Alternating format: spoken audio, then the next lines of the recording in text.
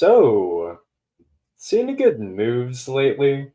Welcome back to episode 8 of Seeing any Good Moves Lately. I am your host, Joey Olberding, and I am thrilled to be joined by RHAP Patron and just eclectic knowledge haver of Survivor history, CJ. How are you doing, CJ? I'm doing great, Joey. Happy Easter to you and everybody else or who celebrates. It's been a tremendous ride.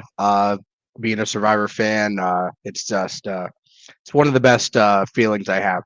Get to talk Survivor, get to watch Survivor, and it's just great. It's my favorite show on television. So let's go. Yeah, let's go. Well, let me ask you just about this season in general, Survivor 48. What are you feeling about it? Like, how much are you enjoying it, maybe compared to other New Era seasons so far? Honestly, like just compared to the new era, I'm liking it. I think it's very, I feel it's a really solid cast.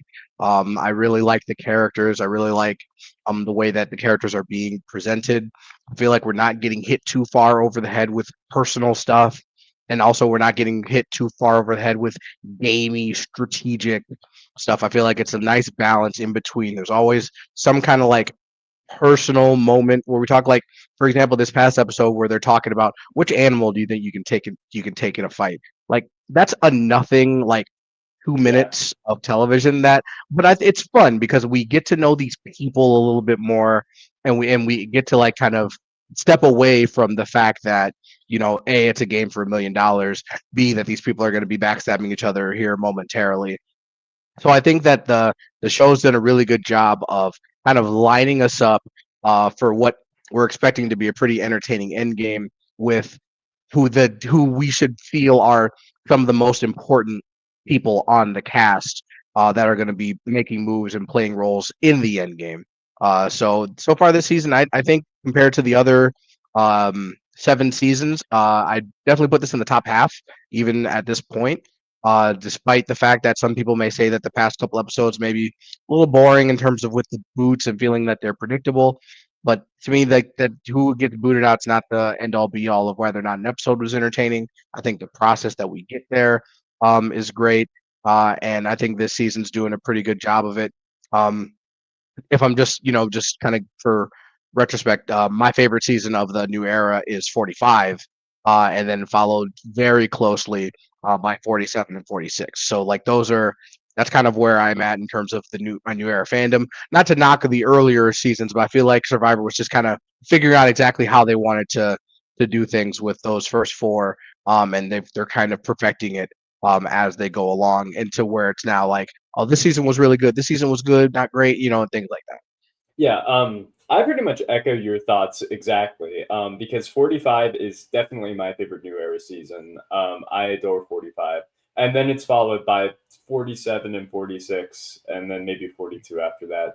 Mhm. But yeah, I mean, it's interesting because you can really tell the difference that the extended episodes has on the way that the show is structured.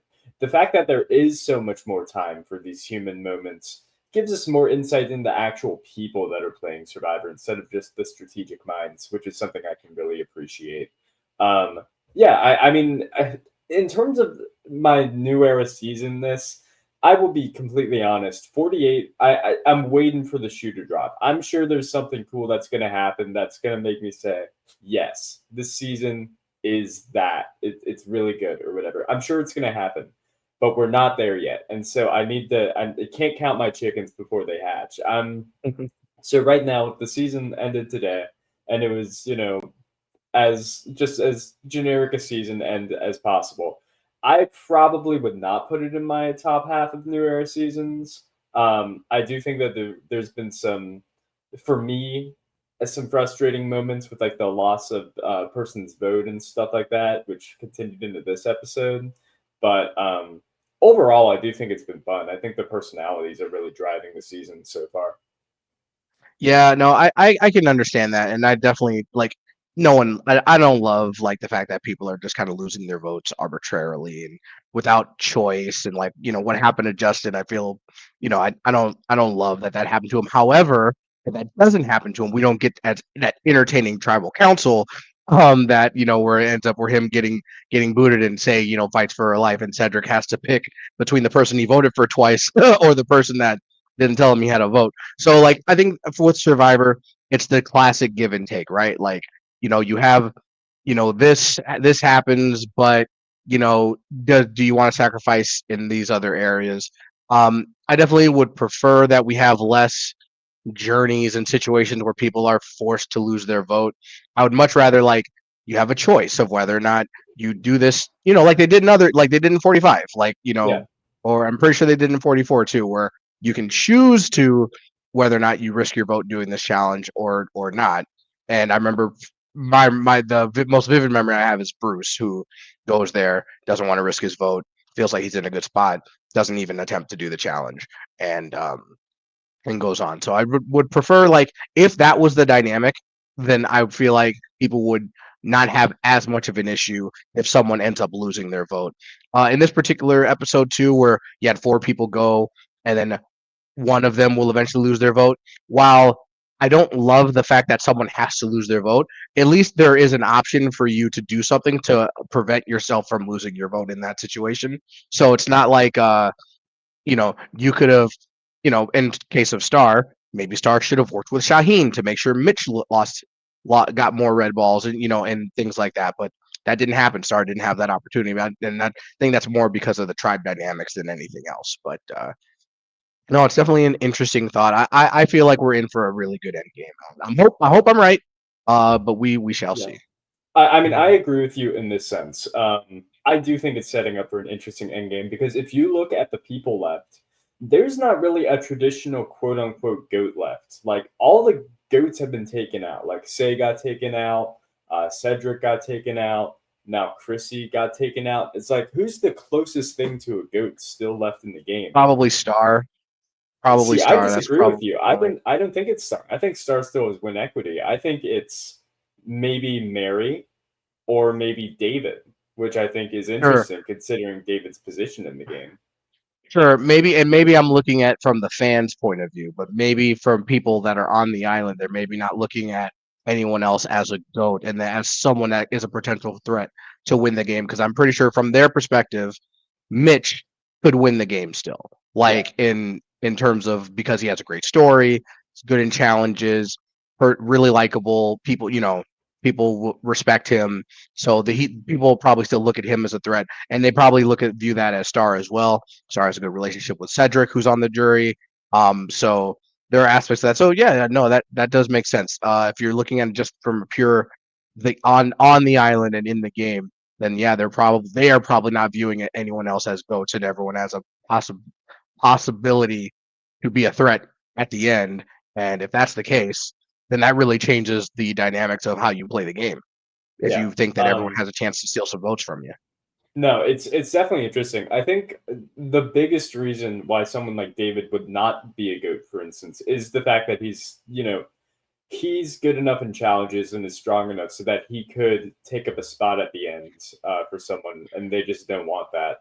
But to me, it's like David is playing a classic game that people don't want to vote for at the jury, which is I am the best player in the game because I have been a shield to everybody else, but I've gone through and people have been bending to my will.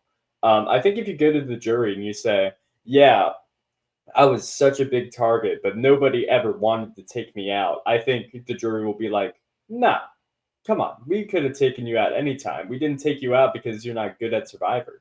And even Camilla in this episode said, David is dumb.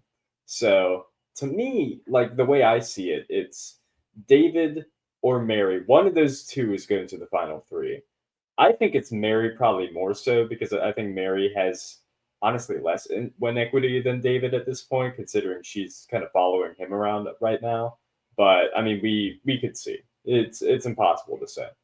Yeah, I think David would be prime for a humility arc, right? Where he Yeah, like that he'd maybe have to find himself in a position where he gets put on the bottom and then he has to then scrap and claw his way to find a way to get to the end, which some people may look at as maybe like a Mike Holloway or a Ben bargain type of situation where they were on top or thought they were on top, then plummeted to the bottom and then kind of had to scratch and claw their way to the end and gain respect by being humbled.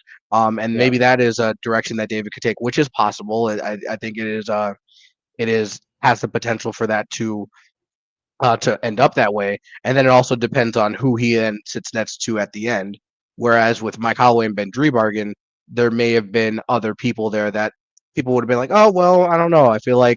Uh, I feel like I would have rather have seen Chrissy or Carolyn win in those particular instances.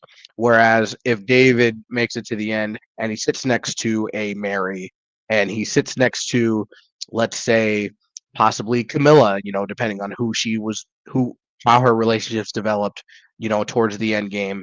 And then he articulates that, yeah, I thought I was on top and then I wasn't, and Survivor humbled me. I think people respect you taking accountability for your mistakes in the jury, and that could lead you to a potential win. So I don't think David's out of it quite yet.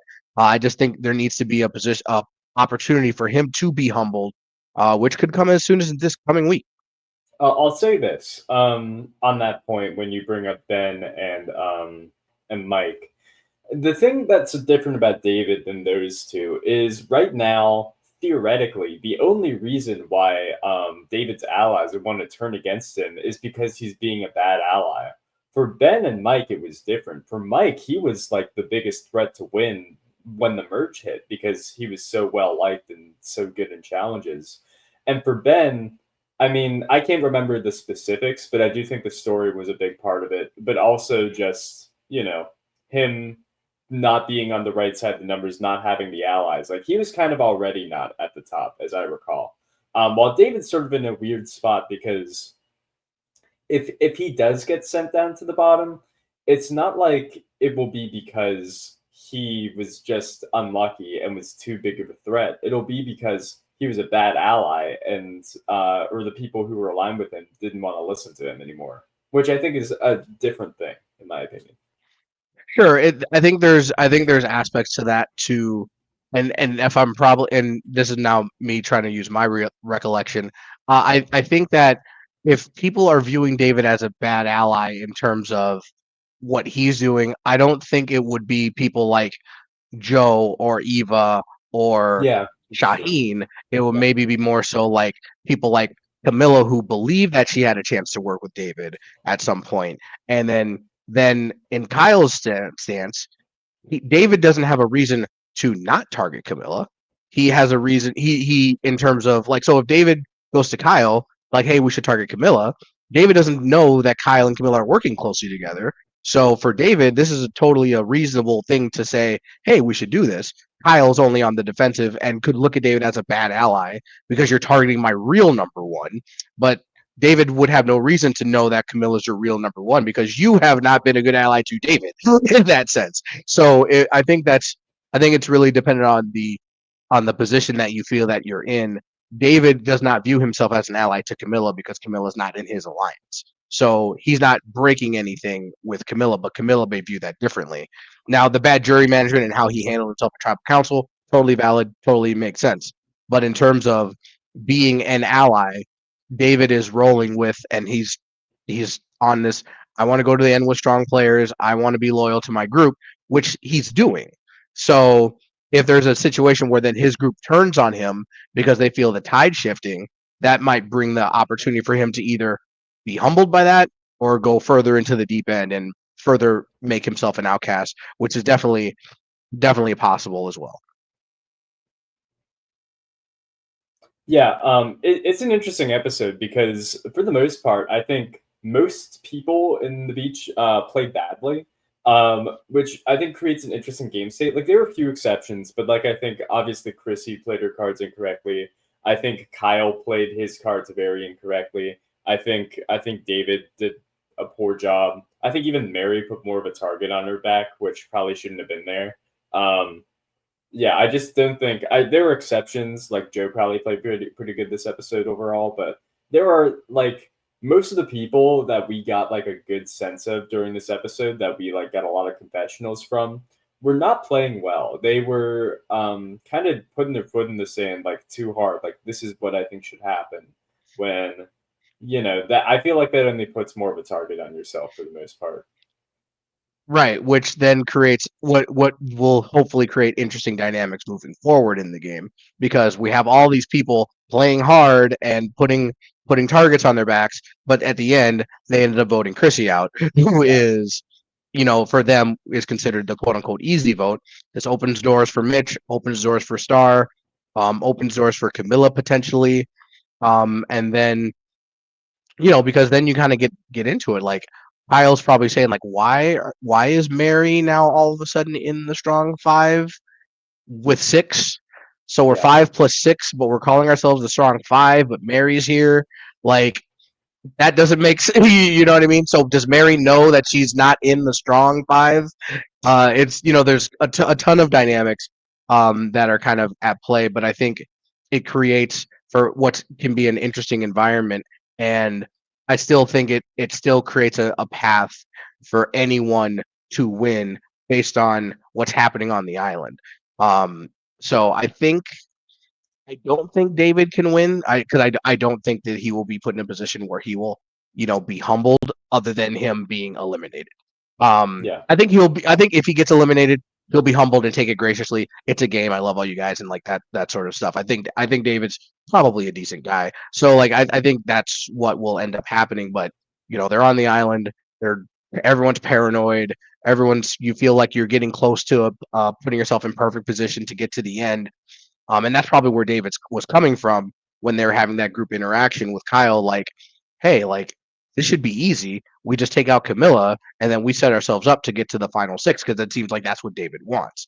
And it seems like any other plan would disrupt that in his mind, because if keeping Camilla around opens the door for Shaheen to potentially make a move, which in reality it's not Shaheen, it's Kyle. And in reality, it may end up being Kyle and Shaheen, but that's down the road. Yeah. I mean, yeah, it's an interesting episode in a lot of ways. Honestly, the whole way that David like went about it was not like terrible. I think he was right to question why um or really I think both Kyle and David were right to question what the other was doing. I think Kyle was right to question why Mary was being brought in, and I think David was definitely in the right to question why Kyle was so very against getting rid of Camilla. I will say this, and this is something I still don't get. Like, did people just like forget about the Thomas vote? Did people forget that Kyle and Camilla did vote together? Because I don't know. I I think the going story was that Kyle and Camilla voted Thomas because they both felt like that was their only chance to stay alive in the game. I think that's what they sold to Shaheen and Joe. Not like we voted together as in like we're working together, but like I want to stay in the game, you want to stay in the game. This is our only chance to do so and go from there. Now, I don't see that as a realistic thing. I would probably not be Yeah, fooled by that, because I think it was clear that the California girls were working together, and like not one of them was gonna end up flipping. So the fact that you guys both voted for Thomas is wild to me. um, but also then you have to factor in like there was that moment when the four of them, Joe, Shaheen, Camilla, yeah, and Kyle, decide that hey, we should all work together, and I really want us all to work together. And how much is that playing a factor? Because Joe didn't want to vote out Camilla, Shaheen didn't want to vote out Camilla, and Kyle didn't want to vote out Camilla. So like there is that aspect as well. I think probably the thing that didn't make a lot of sense to me and we didn't get cleared up was why Eva wanted to vote out Camilla. That didn't seem to make a lot of sense. I know that Eva probably feels a little bit more connection to David and Mary because they were on the Swap Tribe together, which does make some sense. If that is her reasoning as to why to target Camilla because she wants to side with them, but why is she siding with them to vote out Camilla over Chrissy, who says Joe's name? I don't know. yeah. Like a lot of it, didn't seem to make sense. We haven't heard Eva's perspective on the entire thing, which we might in the next episode. But that again, this is why I thought the episode was great, because there were all these different like dynamics Yeah, going on and all these different discussions, questions as to why people are thinking the way that they are, and then you have that scene which they also put in of Mitch and Star just kind of like, hey, they're playing Survivor over there. It's like, which I thought was great. It's I think it keeps people on their toes, it keeps fans on their toes because we're trying to predict what's going to happen, but at the end of the day, anything can happen at any given moment. Um, Eva may play her idol incorrectly. The advantage that Eva gets might put someone on the bottom in a more you know in a worse place.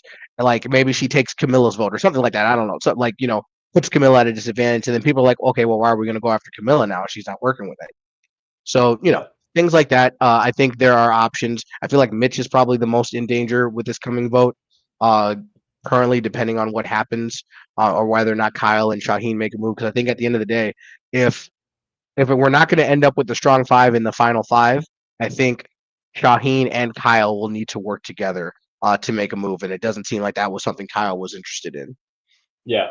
It's interesting Shine's position in the game because he is both a respected and trusted ally and somebody who kind of everybody on the beach is like, yeah, we do not well, I don't know if they don't trust him, but they don't want to work with him long term because they just assume he's going to sweep if he makes the end. Which honestly, I kind of agree with. I kind of think that if Shaheen does make the end, I think he just kind of wins because he's been sort of lauded as the biggest threat in the game since before day one because of his big beard. And he's also a debate professor, so I feel like he could spin a story at Final Tribal Council well. So yeah. Yeah, definitely. I would definitely view Shaheen as probably one of the bigger threats to win at the end. I feel like there's an argument, and I made this, I talked about this with Rob when I joined for the Q&A. I think there's probably a little bit more credit we can give to Joe in terms of Joe's social game Oh, I agree. Yeah. as well, because he is not just the fact that he's big, strong guy, alpha male leader type, but he's also been able to connect with his fellow castmates, which a lot of these alpha male leader types don't tend to do very well. And instead of being a leader that's respected, people view him as a leader who is their meat shield. Whereas I don't think people are viewing Joe necessarily as just a meat shield. They view Joe as an ally, someone I want to work with. He's someone that Mary should be targeting to get out of the game. He's someone that um, Kyle should be targeting to get out of the game. But instead of targeting Joe, they're choosing to work with Joe, going to Joe with their plans. Kyle goes to Joe, says, I don't want Camilla to go, and tries to convince Joe to try and go in a different direction and work with Joe moving forward. Even Camilla, like when we talked about, is in confessional crying about saying how she doesn't want to vote Joe and Shaheen out. I think that is plays a factor in what Joe is doing socially, was able to get in good with basically everyone on his starting tribe to some degree, even to the point where Star still comes to Joe with information when Charity brought up the fact that she should get her idol back. She goes to Eva and Joe. Yeah. So I think that I think Joe is doing a lot socially. I think he's still probably my biggest. Like if I were to do like a power rankings to win the game, I'd still probably put Joe at number one, just based on his current position in the game. I don't think anyone is really trying to target him right now. And that's probably simply because the fact that he's close with Eva, who has a hidden immunity idol that not so hidden. And he's a part of this strong faction. But everyone should be targeting Joe, but no one is. And that's the thing that I think is going to get Joe even further into the game, to the point where it may end up too late, because if Joe gets to final five and wins immunity, I think it might be over for everyone. Yeah. Look, you're preaching to the choir right now because in episode one, I decided my winner pick is going to be Joe, and at the time I was like, I don't really believe this, but he had the emotional moment with Eva, and it seemed like everybody was going to him, and his name is Joe, so Joe Solidarity. So I was like, yeah, all right, I'll pick Joe. But the further along we get into this game, the more I'm like, wait, I might have cooked with that one because Joe is in a weird position where he is powerful from two different angles. Not only is he probably playing the best social game out of anyone in the game, it's either him or Kyle. And after this past episode, I think Kyle sort of inadvertently burned a few bridges. So I think it's definitely Joe playing the best social game right now. but also he's both existing in the middle space of being a meat shield while still having a shield that's big that are bigger targets than him right now. So people like David and maybe Shaheen are like and Mitch are bigger, like we need to take these people out first, people. And what we're in what final eight right now, so that's Final four whole nine. people. Final nine, still that's four whole Yeah. people that are ahead of him in the pecking order, and that's not even including Eva, who's working tightly with, who we know has an idol. So those are five people that are probably more threatening to win in the eyes of people right now than Joe. But he's also still a meat shield. He's also still, if you're working with him, he's a guy who can take an immunity challenge theoretically from someone like Eva or David or Mitch. So there's a lot of incentive to keep him in the game. And the other thing is he has an open duo with Eva, but he's still not being targeted because he and Eva are not being perceived as being strategic. People don't perceive strategicness from Joe, which could come back to bite him if he makes the end. But I think his game overall is good enough so that the jury will be able to recognize, like, hey, this guy's played a really good game, and we should vote for him if he makes the jury or if he makes final two. Yeah. Yeah, 100%. That's why I think probably the most compelling final tribal council would probably be some combination of Joe, Shaheen, and Kyle. I think those are kind of like the front runners in many ways to win the game. However, I don't see a scenario where they all sit together at the end.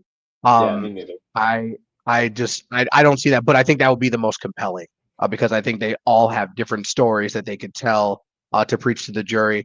I'm very interested to kind of see if uh, Shaheen and Joe can kind of come together more so with this most recent vote, put their information together, and it seems like that may be going on with Shaheen based on what's happening next time on Survivor.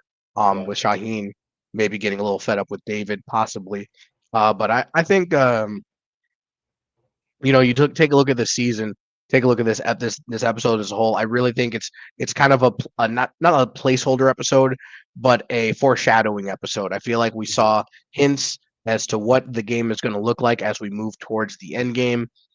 Which I mean, we're at final nine. We've got 3 episodes before the finale, so a lot can happen in between then. I mean, we are what 2 episodes away from when Operation Italy happened. yeah, Um, Final Nine was the Saul vote last season, which was great television. Probably my second favorite episode of last season. I think there's still a lot of dynamic gameplay that's still ahead of us. I think the only thing that would maybe take that away is if actually it even adds to the excitement if like David wins immunity, right? Like so, like if David wins yeah. immunity, he's not a target. You can't go for David. Then do people look at that as an option to maybe take a shot at Eva? Do they want to take a shot at Shaheen? What's Eva's next advantage going to be? Obviously, we still don't know that yet. But I think there's going to be a lot of twists and turns still to come. Yeah. I did want to say one more thing about the Joe situation. Like, I am a big fan of Joe. I want him to win, not just because he was my winner pick, but because I like him. But I also don't think he's the number one winning threat right now. I still don't think that. I still think Camilla is above him. I really like Camilla. I think she's played a great game, and I think she showed how good she is socially. That despite David and Mary and Eva kind of being like, we should vote her out, she didn't get a single vote this past tribal council. A lot of that was Kyle sort of putting his game on the line, and maybe that'll be bad for her later on. But I think that's nothing but a good thing for her specifically because that puts Kyle as a target above her, in my personal opinion. So, I yeah. think I love Camilla. I think she's great. I'm happy she's in the position. The fact that she stuck around. Like when I heard that they wanted Camilla out, I was like, no. However, I think if she is going to have a chance to win the game, this next she has to make a move now. I don't Mhm. think she can just rely on Kyle stumping for her again. I think she has to find a way to get Star and Mitch and Kyle and Shaheen. She has to get these people to make a move. Otherwise, I don't think she's going to be able to put together anything that will resemble. what would be a winning resume at the end of the game if she doesn't strike now. Because if she doesn't strike now and they end up taking out, like, let's say Mitch, for example, I don't see a pathway forward for her to get to the end. Um, that doesn't include some combination of it would require Joe to turn on Eva, which is something I don't foresee. Yeah. I think Camilla would need to find a situation where she either gets into a situation where Joe and Eva vote with her, or she'd need to get a bunch of people to go against Joe and Eva. So I think that's her only shot, and I feel like this is the best time to do it because I don't think she'll be able to have the ammo to do it at 8. I think she would have to do it at 9, while the David, Mary, Joe, Eva kind of quadrant or quad, so to speak, uh, has the ability to be targeted. Yeah. It's a really interesting gameplay area right now because we're at final 9 and there's and theoretically a majority of alliance of 5 people, and it's so open and everybody knows about it so much that to me it's almost like it's my default season is always South Pacific. It reminds me of South Pacific in the fact that there are two sides at the merge, and they're both very obvious who's on what side. And like, if somebody like Kyle is going to flip away from that and vote to take one of them out, is he going to be perceived as like a John Cochran, where it's like, oh, you betrayed our alliance, and therefore we'll have like no shot to win? I think it's possible. I think Kyle, if he makes the end, would still get a few votes, but I think that could cost him the win. Is him putting his game so far on the line for someone like Camilla, especially when it's like, well, we can just control this game. Why are you shaking things up for no reason? Which is probably what David would say. I think that's something that David would say. However, I think he could easily rebound if he ends up cutting Camilla I agree. near the end Yeah, game. And I think that he could put himself in perfect position to, even though people don't necessarily say like, "Hey, you betrayed our big alliance," he could put himself in position where he's sitting. He makes a move. He cuts Camilla, and then he's there sitting next to a combination of maybe Mary and Star, or maybe Mary and Mitch. And then I think he has a great shot to win there because I think there'll be enough people on the jury that will still respect his gameplay as opposed to turning on the big alliance. I think he would get a vote. He'd get a vote. I still think he'd get a vote from Camilla, even if he cut Camilla. I think he would get Cedric's vote, Chrissy's vote, and then you have people like maybe Star or Mitch, and then that's 4 right there. And so you only need a couple other people at that point, depending on who you're sitting with. I don't see any reason why, if Kyle made a move like that, why Mary would be offended or like yeah, anything like that. Sure, you maybe have David and Joe and then Eva. But who do they vote for over Kyle? If it's not one of them, do you know what I mean? yeah, Maybe yeah, Shaheen. Maybe if Shaheen's there, they vote for Shaheen. In that instance. But I think that really would depend on Kyle absolutely knowing who he needs to sit next to and who he would need to avoid sitting with. Um, so I love how we kind of like are kind of gradually going player by player in terms of like yeah, what their game outlook looks like. I think it's kind of seamless. We talked about Shaheen, talked a little bit about David, Joe, now Kyle, Camilla. I love that. I think it's good, and these are the main characters of the season. yeah. I want to talk about what would happen if Kyle took out Camilla, because I do think it's interesting, and I do think Kyle has a very real end game. But I think even though Kyle thinks it'd be bad for his game if he took out Camilla, I think they're like, if you're really talking about final tribal council, who's on the jury, we've seen throughout the new era that it's not a bad thing to have somebody who you're closely aligned with, who you felt like you had to get rid of, be on the jury advocating for you. The biggest example Well, to me is let's Survivor do we talk about 46. Do we get to talk about Charlie? Do we get to talk about Charlie here? Oh, okay, that's a fair point. That's a fair point. I will just say this. In Survivor 46, one of the biggest reasons that I think Kenzie won over Charlie is the fact that she had Tiffany on the jury, who was advocating for her the entire time and really pointing out how good her game was. And Charlie didn't have that. You could say that's because he had to take out Maria, but at the end of the day, that was Charlie's decision, or at least partially his decision to take out Maria, while it was not Kenzie's decision to take out Tiffany. And if Kyle's like, my hands are tied, they're not letting me, I have to vote you out. Can you please play your shot in the dark or something like that? I don't think Camilla's gonna be angry. I think she's gonna be like, well, go show them, get them, take revenge for them. Um, if that happened, if let's play Survivor What If here, and let's say Kyle goes along with the plan. They vote out Camilla. How does Kyle then still win or find a way to win at the end? Still think he's in a good spot. He's got 3 people on the jury that he could feel good about potentially voting for him, as long as he takes out people like maybe Mitch. At that point, I don't think he can sit at the end with Mitch with that jury Yeah, no, with that jury combination. Yeah.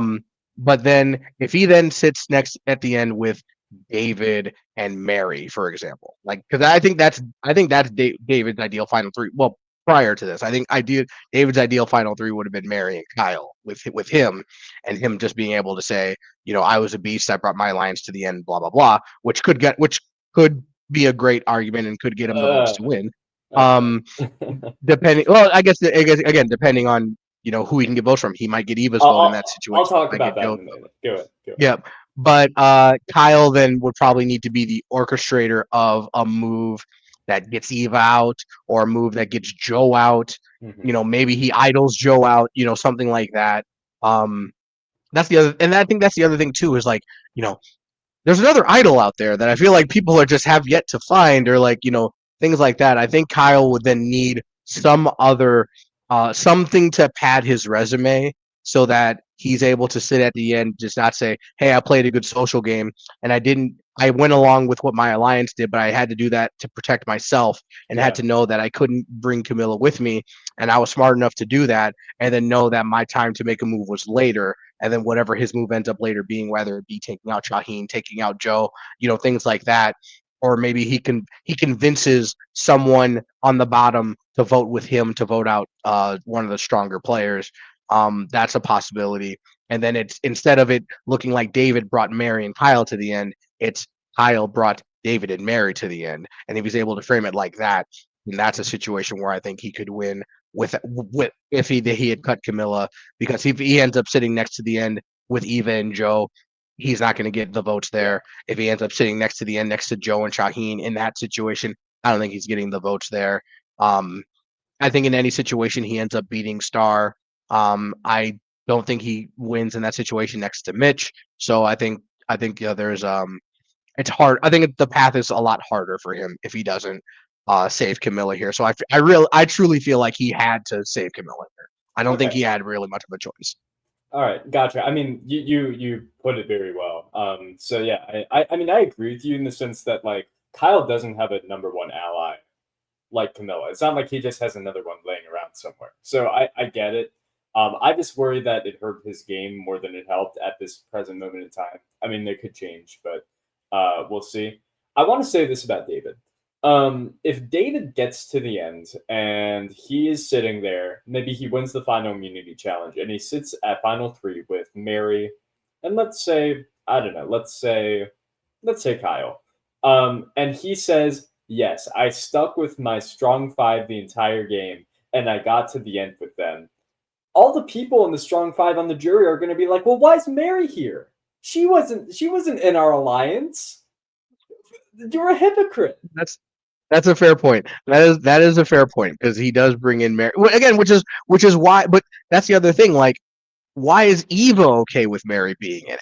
Which is what the thing that I'm not 100% clear on, because Mary sits down with them while they're deliberating, like she's been in the alliance the entire time, I and know. it's like she's just here. It's really oh gosh, the name is escaping me of what the alliance name was called. But if you watch Big Brother this past summer, um, with the alliance that they formed to make Angela happy, Oh yeah, yeah, um, yeah, yeah. and then all of a sudden Brooklyn was in it, and you have Joseph like, why is Brooklyn here? Like, when did she get in the alliance? And why are we letting her in on all the information? Like, she just got a seat at the table randomly? Like, I mean, if I'm in an alliance and someone who I didn't think was in it originally all of a sudden just takes a seat with us and is like deliberating with us like they've been here the whole time, I'm weirded out, completely suspicious. The alliance is done for me in that particular instance. And I don't think Kyle and Mary are working together closely. So like it's Kyle has no reason to just be like listen to Mary say I'll sleep better at night if Camilla's gone. Yeah. Yeah, no, So that was I don't know. yeah, that was weird. Mary's whole position in the game is just weird now. Now that she's the only member of her alliance after say and Cedric left last episode, Mary's in a weird position because to me, I feel like she should be an obvious go. This is just my opinion because she got voted out. I feel like there should be no chance that she wins, but that's just me. That's what I would say if I was Mhm. on the jury. Blah blah blah.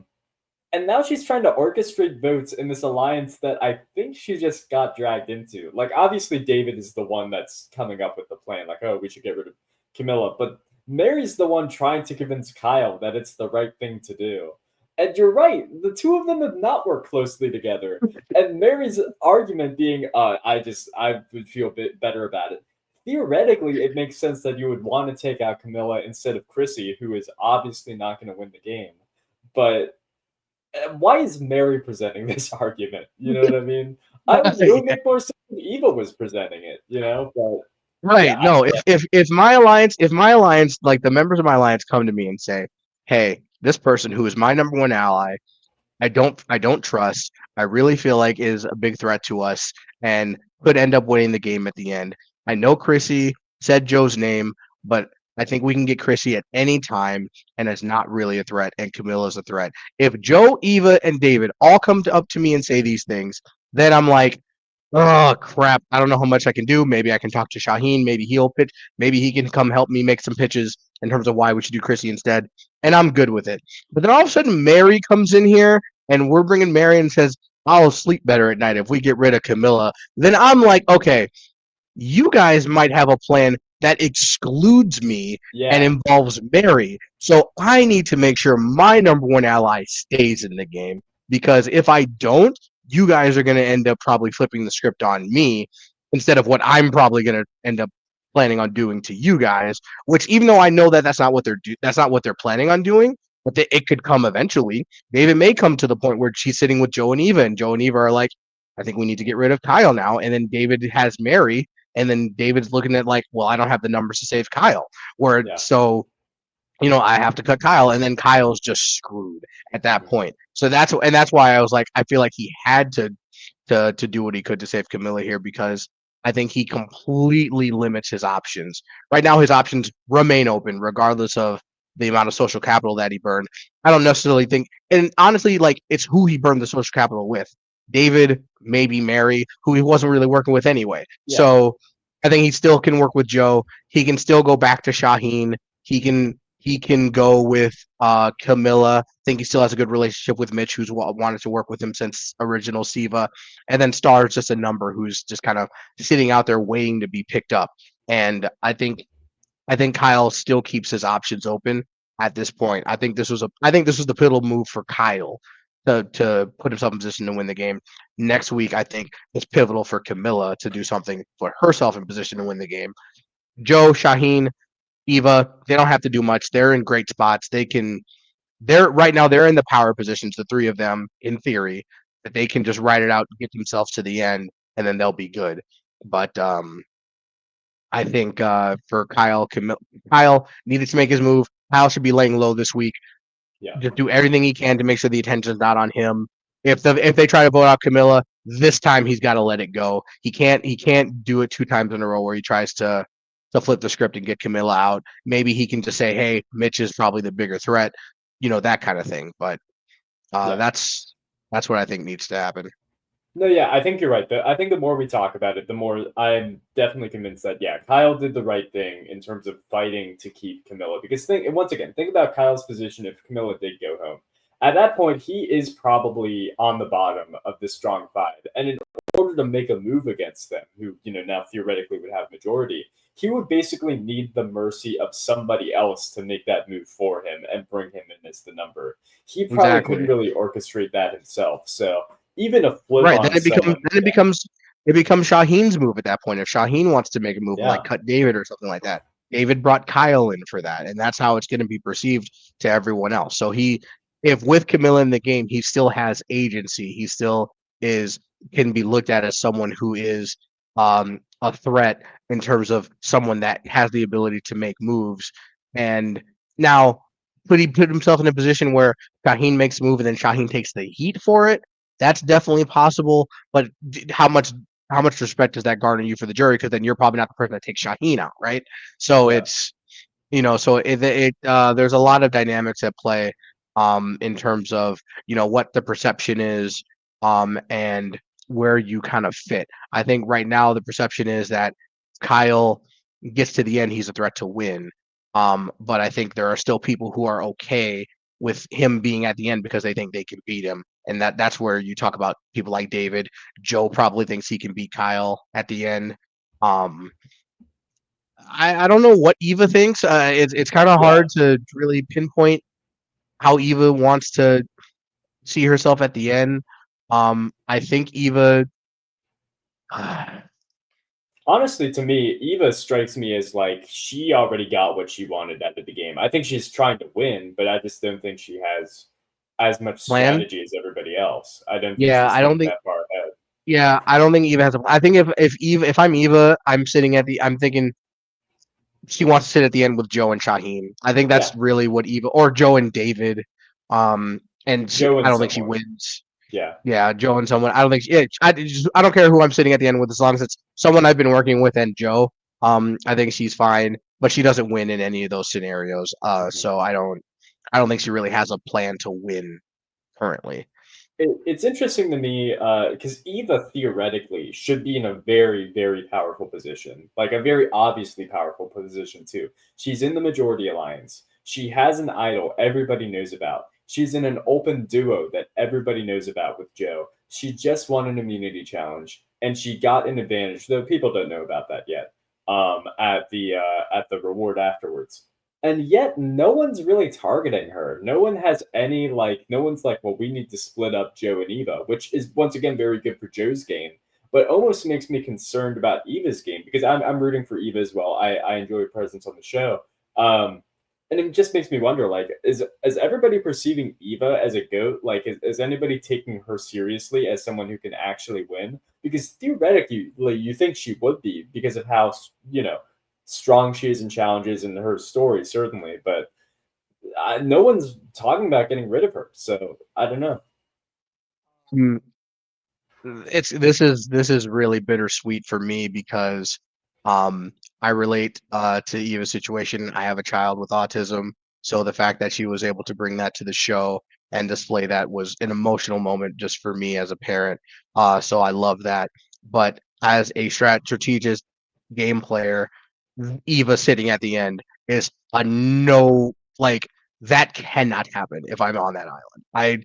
There's Yeah, no situation where anyone on the island can think I sit next to Eva, I have a chance to win. So every permutation of what I'm thinking has Eva eliminated at some point. Um, whether it be to weaken Joe or whether just to get her jury threat out of the game because Eva sits at finals tribal council. She's got a story of all stories to tell yeah, right alongside there with Mitch. Like, I think the only scenario where you can do that is you have Eva and Mitch sitting yeah, next to you at tribal council, and you're like, um, yeah, vote for me.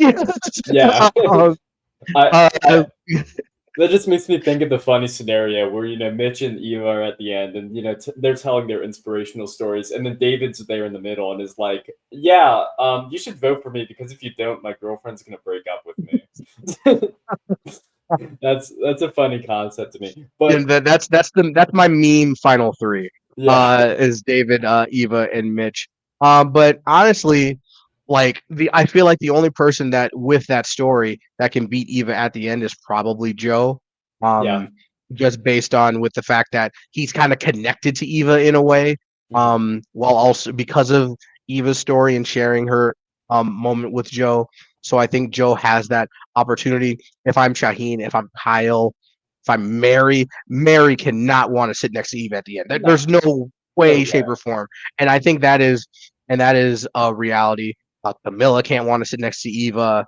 Um, Star, that's another one who I'm not sure really necessarily where. I think Star is just trying to get there. I think Yeah. Star, and I think she said it as much in a confession. I can't remember if this episode or last, where it's like I need to be sitting at the final three, and I'll take out someone who might be taking that seat at the final three. So I think Star is playing more of a let me get to final three and see what happens, as opposed to anyone else, which in theoretically is kind of what Eva's also doing, but she's like I want me and Joe to get to the final three and see what happens. Um, Mhm. I don't see a world where Joe cuts Eva because I don't think he feels like he needs to. So No. I think that's kind of where it is. So I feel like there's Star and Joe who probably have no incentive to take a shot at Eva. David maybe probably doesn't feel like he has incentive to take a shot at Eva because he probably thinks he can beat Eva at the end, but I think Eva beats David no matter what. Yeah. But he probably doesn't think that everyone else should want Eva out of the game. Yeah. This makes me want to talk about something I've been thinking about a lot since the episode, which is sort of the things that people on the island perceive as being big threats and what we've actually seen throughout Survivor history be big threats. So, like, physical threatness is like something that people are very, very concerned about on the island, especially this season. When, for the most part, just winning challenges by themselves is not going to win you the game. There are basically no exceptions to that. Like you need to have some amount of strategy to win. You could go on an immunity run like Brad Culpepper did in Game Changers. That doesn't mean that he had like any strategy. So yeah, he didn't win. And the same, in my opinion, kind of goes with the backstory before you come on the show. I think people who have won using their story as a big incentive for why they've won have done it in conjunction with also being good strategic players. To me, the most obvious examples of that are Adam in Millennials versus Gen X and Jeremy in Second Chances, who both held on to these stories the entire season, didn't reveal them to anybody, and then sort of let them go at Final Tribal Council. And they won unanimously. And maybe, probably, at least in Jeremy's case, probably would have won unanimously regardless. So I don't know, honestly, how much Eva's story, which everybody already knows, will actually affect, whether she instantly wins or not. Same true of Mitch. While someone like Joe, who has a wristband, but we haven't seen him openly talk about his sister on the show. Revealing that story, I think, could really elevate his speech. But No, yeah, 100%. I think in the case of Eva and Mitch, for example, you probably would want to relate them more less towards a Jeremy and more towards Noel mm, from season 43, yeah, or to a lesser degree, maybe a Kelly Bruno from Survivor Nicaragua, as someone that has a huge disadvantage or something that could be perceived as a huge disadvantage to them, whether it be socially or physically mhm, in the game, and having that person then persevere despite having this disadvantage and making it to the end, which to me is and this is maybe just me, that to me that's huge. Like I feel like that yeah, is a very big thing that you can use to say that, hey, I made it to the end despite these things. Mitch was able to make, he can say, I was able to make social connections despite the fact that that's difficult for me to do, given the fact that I have this stutter and the speech impediment. Eva can say, I don't know when people are lying to me. I don't know, like whenever I had to use my strengths, which is my ability to make genuine connections with people to get me to the end. And despite the fact that I was put in all these different stressful situations where I could have had these moments that she talked about, she was able to persevere and make it to the end. That's huge. And that could be really big to some people. Whereas Noelle, for me, I'm not sitting in 43. I'm not sitting next to Noelle at the end. Like, mhm, she has an amazing story, and on top of that, she was a really good player. So like, yeah, it didn't help. So like, if you have these things, and you're a good social threat, or you're good in challenges, or if you're pretty strategic, I think Mitch has those qualities. He just hasn't been able to do it because there's been other foundations that have been laid that he didn't have a chance to really be a part of. Moving forward, I think he just kind of hitched himself to the wrong wagons at times. But I think Mitch could become a strategic force in the game at some point, which is why I think people need to take him out. Yeah. Same with Eva. I just think the only difference is that Eva's probably not going to make the one move she needs to make to ensure herself a victory, which would be to take out Joe. If Eva were to snipe Joe for whatever reason, I think she's like the clear front runner at that point. I think she leaps everybody else if she does that, because that was the best move that she can make. Mhm. Um, so I think it's dependent upon the story and the situation. A Joe story does more so compare to like Jeremy and Yeah. Adam, like you were talking about, where Eva and Mitch are probably more like a Noel, and if a Noel were to make it to the end, as opposed to something different. I think there's just some slight differences there in terms of how the story can impact the people. Um, maybe if to put it maybe in a more lighter sense, probably more new era-y. Uh, Gabler has a story Yeah. that he was able to tell, and then he was able to get it. Now he benefited from sitting next to the perfect two people that he could have sat next Mhm. to win that game. Yeah. But and then tell his story and then do that. So there's those elements that go with it as well. But that is a kind of a situation where I think Eva could use her story to her advantage, which is I can use my story that everyone knows about, but I also need to make the requisite moves to make sure I'm sitting next to the right people to make that benefit me at the end in the end game. Yeah, I really like the fact that you brought up Noel. I did not think about Noel before, but it does remind me, like, especially when you first hit the beach and before the game really starts, people have perceptions like, "Oh, we can't let this person get to the end no matter what." And it wasn't necessarily said, but I think that might have been there for Mitch at least, and maybe is there for Eva now. I think about Survivor Vanuatu. A confessional I think about a lot is Chad Crittenden, who's the first person to have a prosthetic leg. He tells his tribe of all guys about this, and Chris Doherty says, "Well, you can't let that guy get to the end. He's going to win unanimously, like Yeah. immediately." And Hmm. I here's the thing: I don't know if Mitch gets to the end. I am not convinced that he wins, like at all, because if you take away, his speech impediment, Mitch has basically been like the Owen Knight of this season. Like he's a little better physically, but he's been on the outs of like every single vote. He was even on the outs of the Thomas vote, like or not the Thomas vote. Sorry, he was on the outs of the Bianca vote. So I don't know necessarily what Hey, to think that about may that. be true. That may be true, Joey. But I'll tell you this right now. And hey, it depends on the jury. 43. I thought I would have voted for Owen. Yeah, I Because not fair. only he's on the outs, but he made it to the end. He found a way to scrap and claw and get himself to the end when he was in situations where he's the backup vote. He's constantly people are trying to use him, telling him the wrong plans, lying to him, and kind of constantly and really playing around him. But he managed to use whatever social capital that he had to be a part of the Cody vote eventually, where he gets used to get Cody out. He's a part of the situation that creates itself so that Carla gets out, and things like that. So like he became valuable later, and then won the immunities necessary to get himself to the end. So I think that Owen.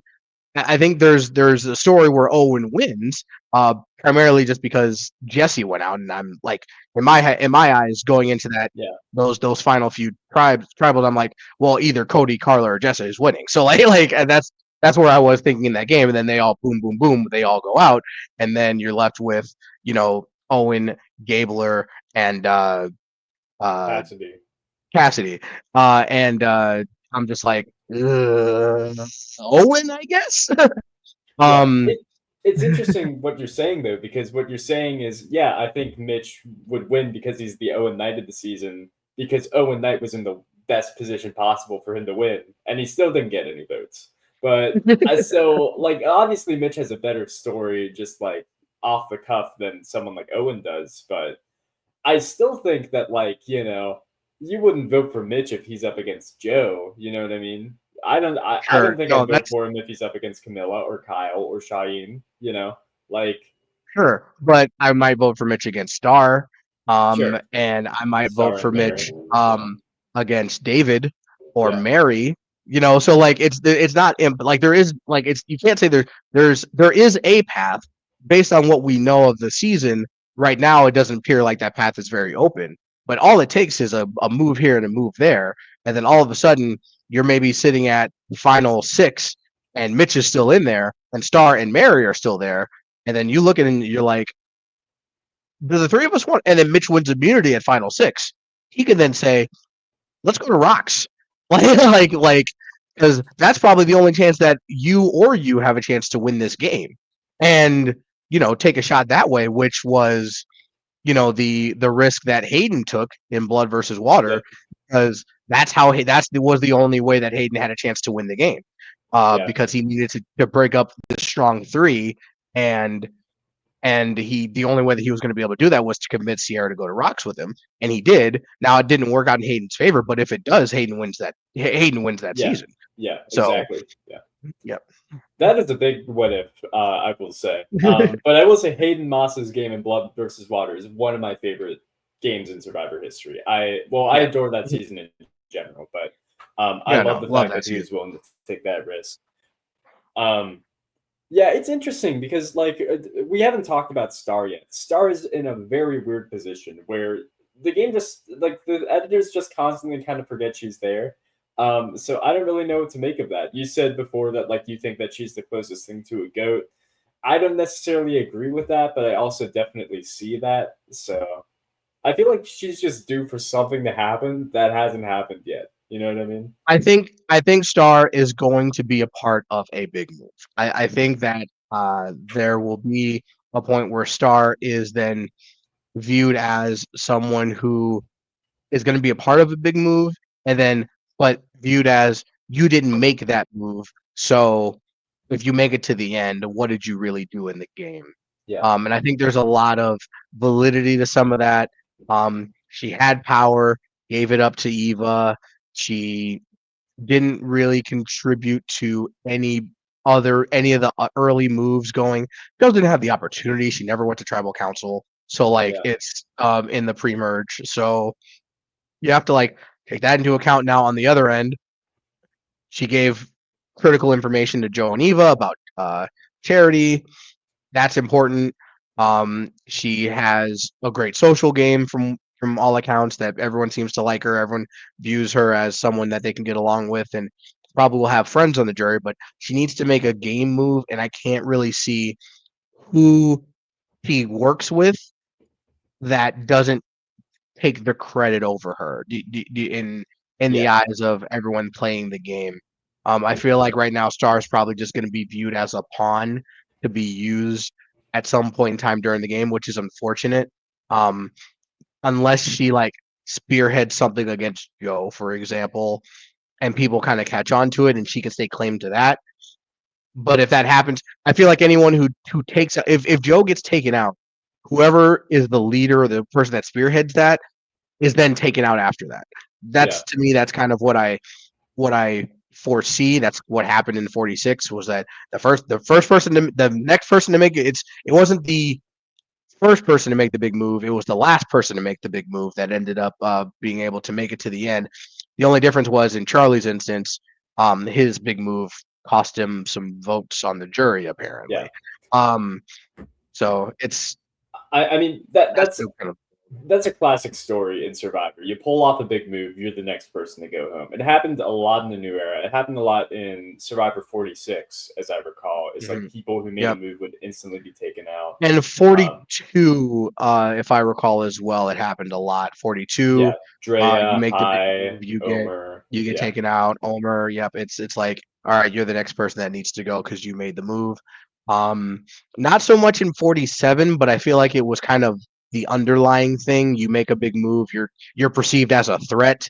yeah, Even though Sam was in the threat box. I always laugh at 47 because the majority underdog alliance that forms that final 8. Like, we're the underdogs, the majority alliance. yeah. It's just like, oh god, that was a great way to get me to not root for the underdog survivor. It's just, Yeah, Star's position uh, is interesting to me because like she has not done any major moves yet. I think she made a good move when she gave away her idol to Eva. I think theoretically that was the right thing to do because, she hasn't been targeted since then. And, you would think that Eva should have been targeted, but she hasn't yet. But also, Star really hasn't had the opportunity to make a move yet. I mean, just think about this past episode. She didn't have a vote. Before that was the split tribal council. And before that was Mergatory, where it's always a consensus vote. So she really hasn't had the opportunity to pile numbers together and to get an alliance going. So, which is why like, I think this next episode is very critical for Star as well. yeah, If Star has any chance of winning, she needs to be a part of something that happens now. Same boat as Camilla as far as Star's concerned in terms of the having the opportunity to win. I think if Star is going to do something, she needs to kind of be at the forefront of something that happens now, yeah, as opposed to wait until down the road when that opportunity may not be able to prevent itself. I think the other thing is that Star gives her idol to Eva and doesn't gain anything from it other than not being perceived as someone that needs to be taken out. yeah, Um, that's true. Yeah, she didn't even didn't bring her into an alliance, even didn't bring her into any like semblance of like having the ability to work together, which honestly, I think if Star does make it to the end, she can use that to advantage and like mention that, like, I gave you my idol and she just kind of took it and ran. Like that's kind of, that's yeah, kind of, and then, things like that. I think that's definitely possible. Um, I really think a lot of it's going to come down to with this next episode, who wins immunity, what Eva's next advantage is, and if Kyle decides that whether or not he's going to make a move against the strong five or whether he's going to sit back and sit tight. I do think Camilla, Star, Mitch have to do something. Otherwise, they're going to get steamrolled. And if they're going to do anything, now is the time to do it. And they're going to need Kyle and Shaheen's help if it's going to happen. I just don't know if Shaheen's going to do it. I think Shaheen, yeah, the incentive for Shaheen to do it is very low. It's not high at all. Mary to some degree, but then they have to make sure the target is either Joe or Eva because I don't think Mary's going to target David. And even still, if that were to happen, is she going to want David to be in on it? It's not going to be easy, but if they have want any shot of winning, those three, particular Mitch, Star, and Camilla, I think they have to do it. Um, and see if if two of those five will vote with them. I think yeah. Camilla can feel good about Kyle, but she would need Shaheen to be in on it as well, and Shaheen just does not have any incentive to feel like he needs to do that. Yeah, let's talk about Shaheen because we've talked about everybody else. Um, I'm trying to figure out what would Shaheen actually want to have happen. What should he want to have happen? Like, do you think he should want there to be a move made against, say, I don't know, David, or do you think he should kind of stick with the numbers since he's sort of in this nucleus of he's sort of in a power position right now, but also not? Like, I don't know. I think Shaheen should be in a position where if someone comes to him and says, "I want to get rid of someone in your alliance," excuse me, I think he would be open to it as long as it's not Joe or Eva. I And I agree. think that if someone were to approach him and say, "Hey, do you want to take a shot at David or Kyle or Mary, who is also in an alliance with Shaheen, who he may not actually even be aware of," um, then he might be more open to it because I think that he would view that as that betters my position within my alliance of people. I think that's kind of what the pitch needs to be to Shaheen to get him to make a move, not, "Hey, Shaheen, we want to go after Joe." I don't think Shaheen has any reason or incentive to want to do that right now at 9. He would probably be more incentivized to go after someone like David, who he may view as David's probably trying to get into my spot with Joe. So I Yeah, would need to take David out in that sense. I don't think Shaheen feels that way about Kyle. I think Shaheen feels like he is more in with Joe than Kyle is, but he may view David as a threat to being more in with Joe than David is, which speaks to Joe's game again, where people want to work with Joe. Um, but They don't want to work with this other Superman, Captain America type. Um, they want to work with Joe instead, which behooves Joe also to maybe not take out David because David's always going to be a threat in front of him. Yeah. Um, so I really feel like the move for these people maybe to take out Mary, which I don't love because I love Mary. I think she's great TV. But there's gonna be a move to be made. I think this is gonna be the most exciting episode of the season. I truly believe. Yeah, I mean, there are so many different directions that things can head. I think you said this mentioned you mentioned this like offhandedly before that like a lot of people think that they can beat Kyle at the end. I think that they're right now. I don't think like if I'm Joe, I think yeah, like it's not the worst thing to sit next to Kyle. Like sure, he can win a few votes, but theoretically, Kyle and Shaheen and you know arguably Eva and Camilla, I certainly Camilla. I think that these people theoretically have better games and better stories than Kyle does. I mean, maybe not, but like, even though Kyle successfully played an idol to get rid of Thomas, which I think is definitely the most interesting mode of the season, like people don't really take pre-merge, moves into account when it comes to who should win. Like, I think about Winners at Yeah, War. Denise's big move against Sandra, that didn't matter at all during the merge. No one talked about it. So, yeah. yeah. I don't like that. I don't love that personally. I feel like every aspect of Survivor should be viewed as important. Even from the first vote to the end. Obviously, like how what you do to make sure that you get to the end is important, but it doesn't mean that like um anything that happened prior to that wasn't big and wasn't important. My biggest example to that is I don't think people really understand how very important the Monica vote was for Jeremy in Survivor Cambodia. I think that was a huge vote for Jeremy because I think Monica is absolutely blowing his game up in the merge. Um, Wow. Okay. in terms of like how that season ends up playing out. So not saying that Jeremy can't win still if Monica makes it past that vote, but Spencer goes out there if Monica Yeah. doesn't. And if Spencer's not there to then be a catalyst in Jeremy's game at the end, then Jeremy's, end game is completely different. So the fact that obviously it's not going to be viewed in terms of his end game speech and how important it was to get Monica because he probably doesn't even know at that point how important that vote was to his Yeah. game. But so there are things like that, and those kind of votes are very pivotal in terms of how the season ends up playing out. I also look at even the season before that, Worlds Apart, just how crazy the Max vote was. Um, when Max is voted out in that blindside kind of split dual tribal council where they blindsided Shireen, Yeah. and how that ended up playing in to the end game. Now that didn't end up impacting Mike's game necessarily, but the dynamics of what the merge ended up looking like at that point were completely changed because they made that vote. So it's other votes like the big Wendy vote in Edge of Extinction, big votes. The Malcolm vote in Game Changers, which is pre-merge, and Most like certainly. Yeah. huge, huge vote. The fact that Brad Culpepper should have been talking about that till the cows came home. Mhm. That he was a part of a vote that sent Malcolm home. Like it's things like that that I think maybe in the eyes of the jury, it's like, well, we're at the merge, like whatever, all that stuff didn't happen. I didn't see it. I wasn't. It's people could think like that. Like I wasn't a part of it. I didn't see it. So how can that really impact me? But just because you weren't there or you weren't a part of it doesn't mean it didn't have a huge impact on this particular person's game.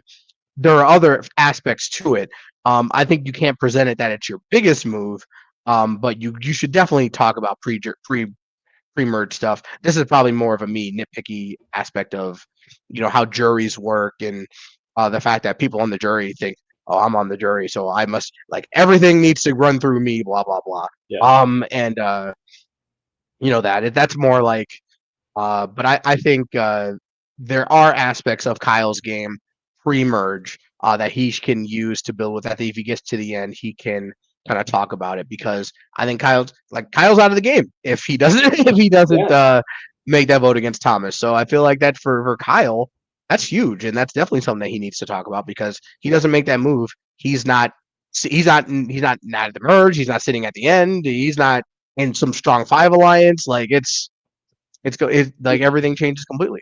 It's an interesting juxtaposition, though, because I agree with you. I think people should talk about the pre-merge games more at the end. Maybe they do, and we just don't see it. Who knows? But Or that's also possible.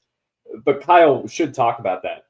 But if Mary sits at the end, I think maybe she should say, "Oh yeah, no, I was on the outs of my tribe, and people wanted to get rid of me." But I don't think you want to mention the fact that you got voted out and you're only here because of the shot in the dark. I don't think that's something you want to mention.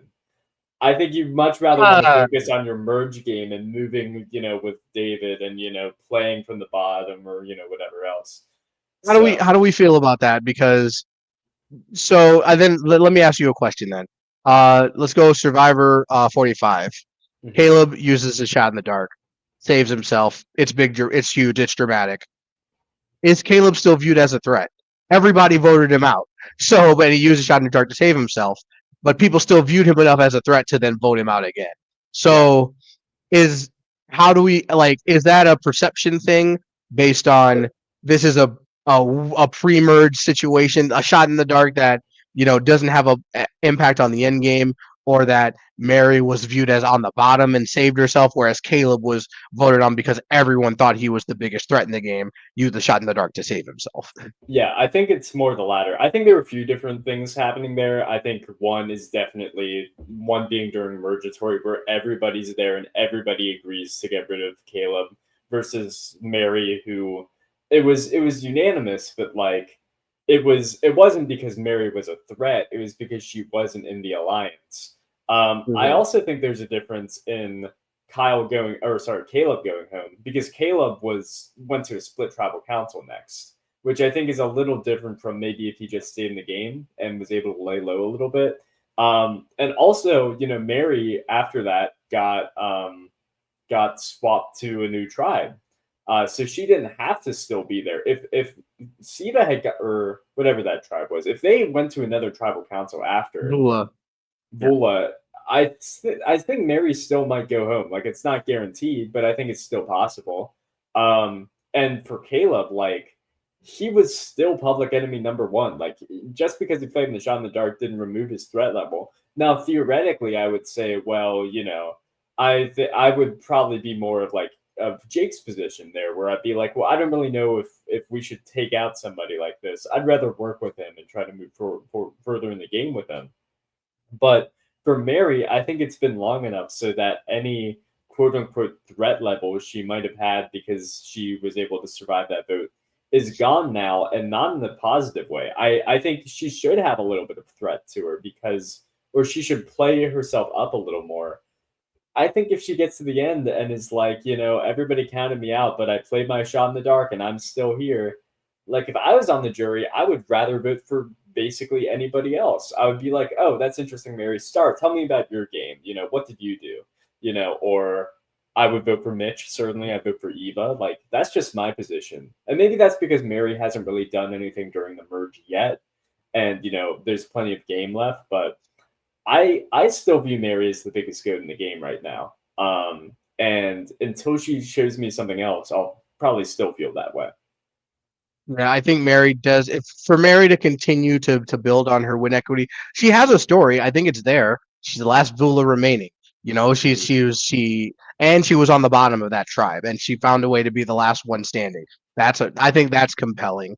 I think she needs to make moves against the strong five. I think she has to know she's on the bottom. I don't.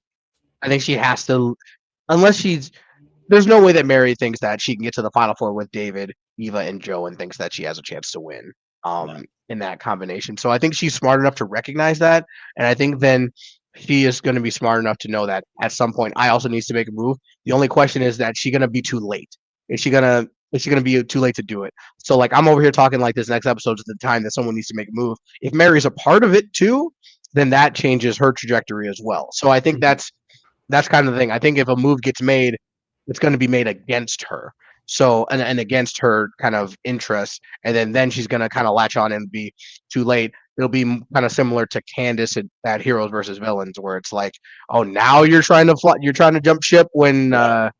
it's a little too late. And So that's kind of where I view that if Mary isn't also in on whatever big move happens. Uh, I think it's I think it's definitely possible for Mary to win. She needs to make the moves to do that, and I think she has a story that she can use to her advantage. I'm so happy you brought up the situation with Jake and Katura in 45. One of my favorite relationships where it's two Yeah. people that should be working together but just do not trust each other enough to rely on the other one to get the job done. And I truly, truly think they both have a shot to win at the end if they just would have made one of those moves work. Yeah. That sinks in my heart for both of them because I think they were both great players. They just could not trust each other enough to make a move against D. And if they would have, I think they would have both had a chance to win. I mean, speaking about Katura, like Katura is somebody going back to our previous conversation about having a really like wild story, like a very inspirational story that she could have told at Final Tribal Council and probably could have garnered like attention and more respect for her game. But unlike someone like, say, I don't know, you were talking about Owen before, as someone you would vote for at the Yeah. final three. Like Katura, regardless of her game, was still probably going to be have to sit next to D at that point, and or maybe not. I don't know. But if she was sitting next to D, I think D still wins. You know what I mean? Well, I think she said this to D, she wins, but I think if she joins Jake and makes the move to take out Julie at that point, Hmm. then they can make a move against D.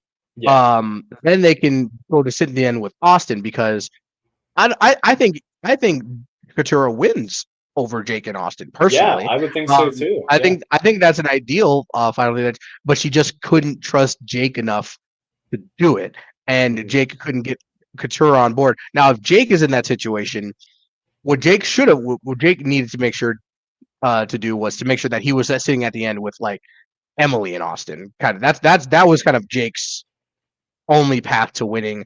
I don't think Yeah. he really had much else, unless he just goes on an immunity run or he's popping busting idols out everywhere. Like he would have had to like do a bunch of flashy I play, be more kind of like a um why isn't that name escaping me? Edge of Extinction.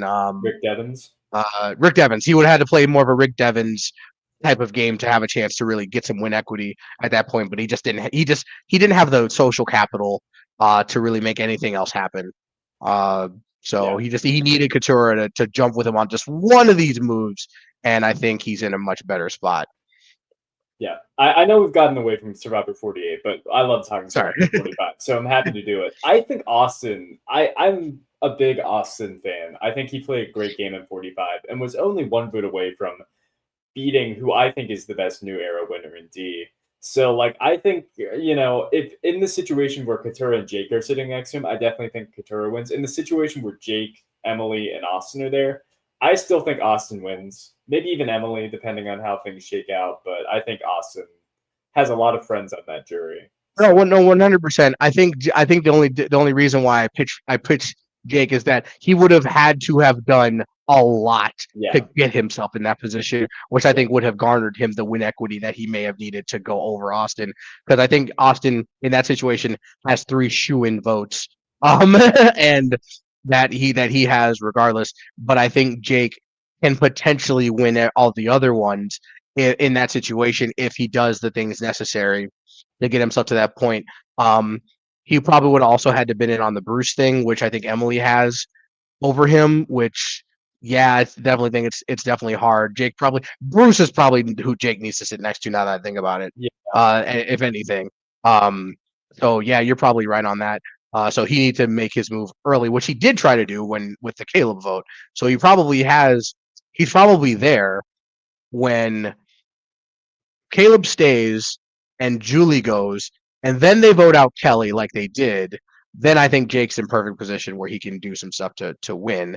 If he saves Bruce and Bruce doesn't go home, like Caleb goes, Kelly goes, and someone else goes home instead of Bruce, who was the other?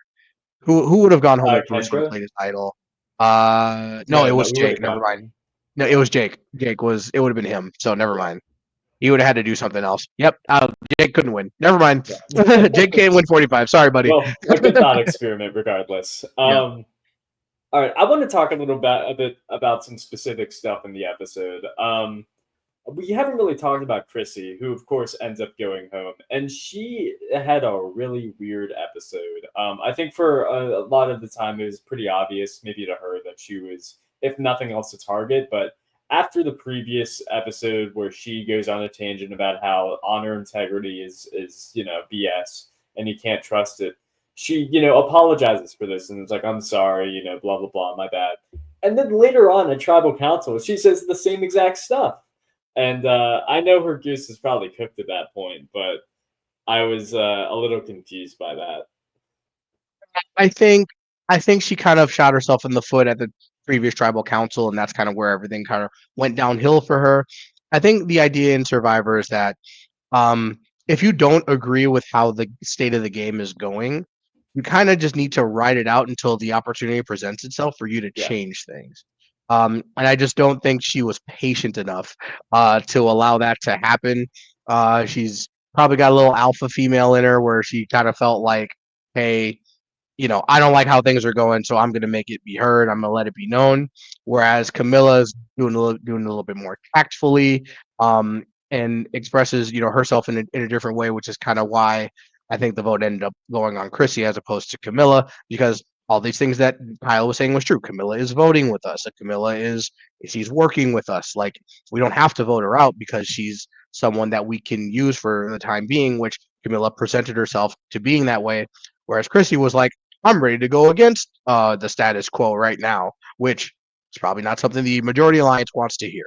So yeah, I think she could have recovered.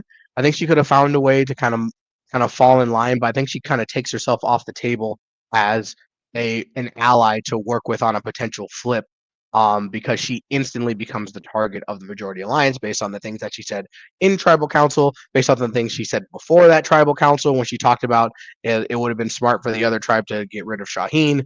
Um, things like that. Now she said Shaheen. She has literally said Joe's name, David's name, Shaheen's name as threats. So it's like, it's just she didn't put herself in a great position. I don't think she was someone who anyone really thought was a threat to win the game. no, So I think she's definitely an easy target, which is probably another reason why David has some right about him in terms of, like, why are we taking out Chrissy? She's not a threat. She's not someone who's going to win. She's not a threat to us. She's not going to win challenges. David can say all these things in terms of why it's a good or better idea to vote out Camilla. So it's not like, you know, it's completely illogical. But I think Cersei, look, she didn't get a lot of airtime. I think she probably brought some good character to the beach. I think she's not a bad player uh, in terms of, like, strategy, knowledge of the game type of sense. I just think that her personality just maybe got the best of her in a situation that she didn't feel like she had a lot of control in. And when you feel out of control, you feel like you need to fight to gain that control, which in Survivor, and particularly this season of Survivor, is probably not the season to really try and do that. I think it's better if you try and wait and let the move kind of develop on its own, which is something Camilla is looking like Camilla's doing, and something that Chrissy, I don't think, was patient enough to allow to happen. yeah.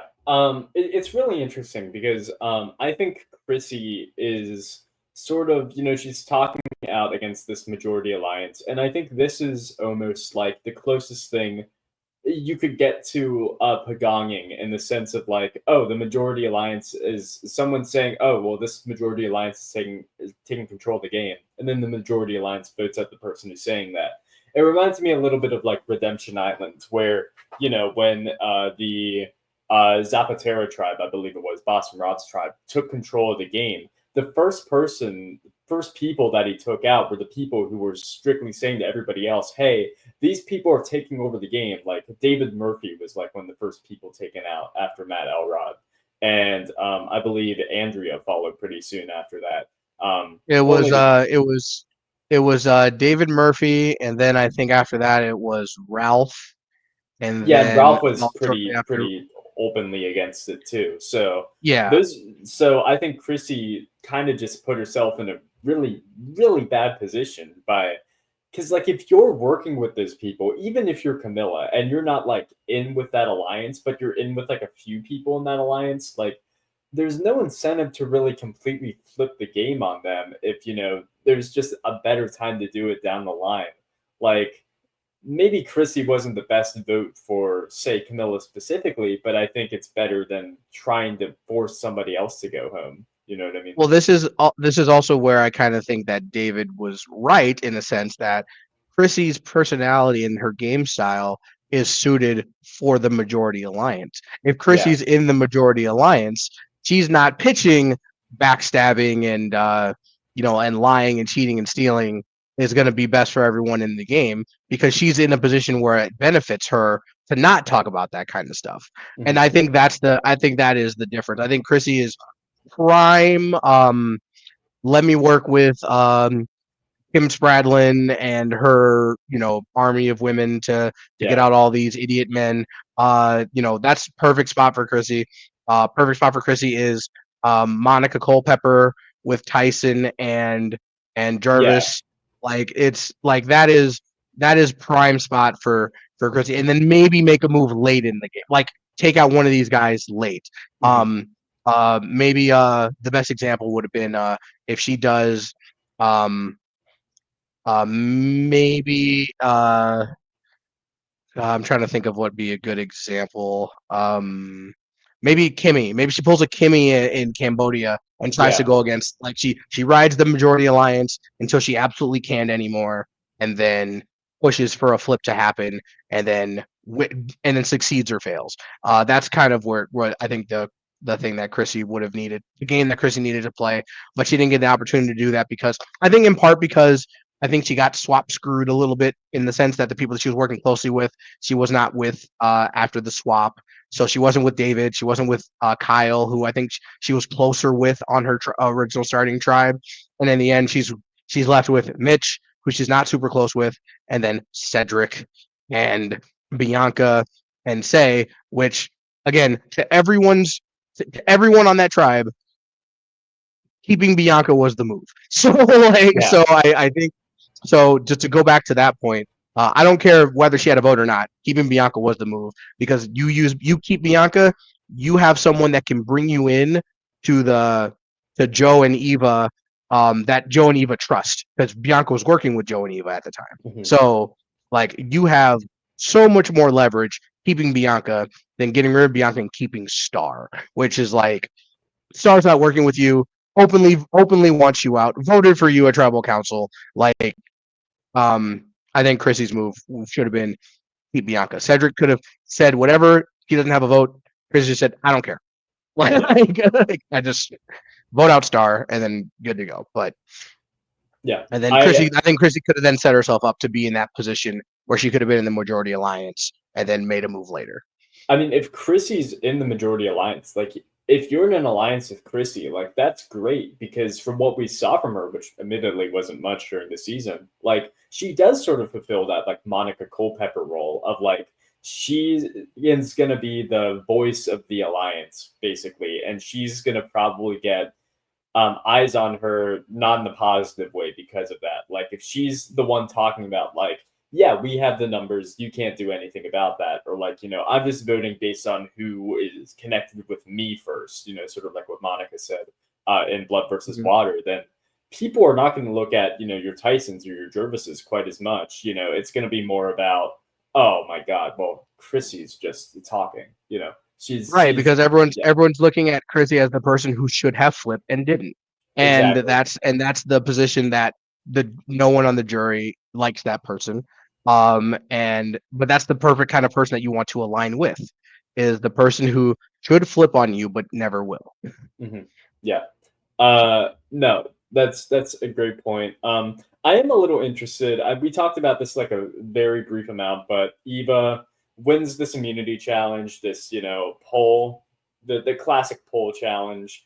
And she goes on this reward, and the advantage is set up in such a way so that the person who won the challenge, is basically almost guaranteed to find the advantage.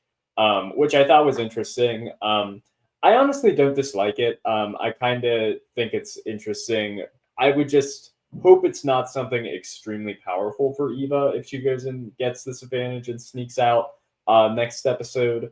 But if people learn about her advantage, whatever it is, I do think it'd be interesting if that would actually up her threat level enough for people to actively start targeting her. Yeah, I don't know exactly how I feel about the advantage placement seating arrangement Yeah. situation. Um, on one hand, maybe the idea is that they wanted whoever won the challenge to get this advantage because it's not like so the way that it was set up was four people are going to go on this reward, right? Mhm. So it's not like the idea is that they didn't know that Evil was going to win the challenge. Yeah. Like, so if the advantage was designed to go to the winner, I don't think that's bad because Survivor has done that. They've given the Exactly. winner of a challenge an advantage. It's not like completely now. Typically, they like broadcast it like if you win the challenge, you're also going to win an advantage. So that's probably maybe where people have some issue with it.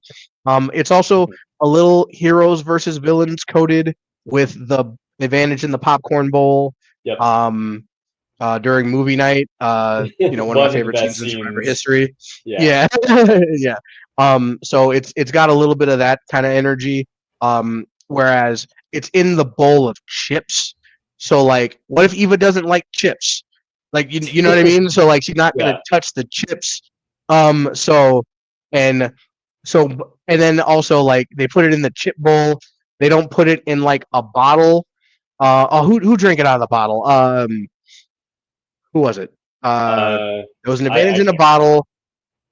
Someone like took the bottle and the advantage was in the bottle and they finished the bottle.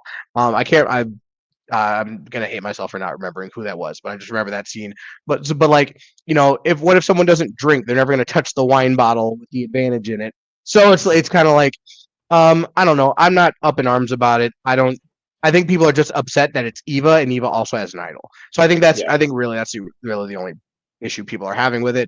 Mary could have easily found that same advantage. She was right. Like it's like Mary was right there. It's not like Yeah. yes, the bowl of chips was in front of Eva, but Mary could have easily like, "Ooh, I want chips," and grabbed it. Like it's not to me. That's not as like blatant as Rachel getting bidding on the cheeseburger and fries and that happened to be the item with the advantage in it. So like Yeah.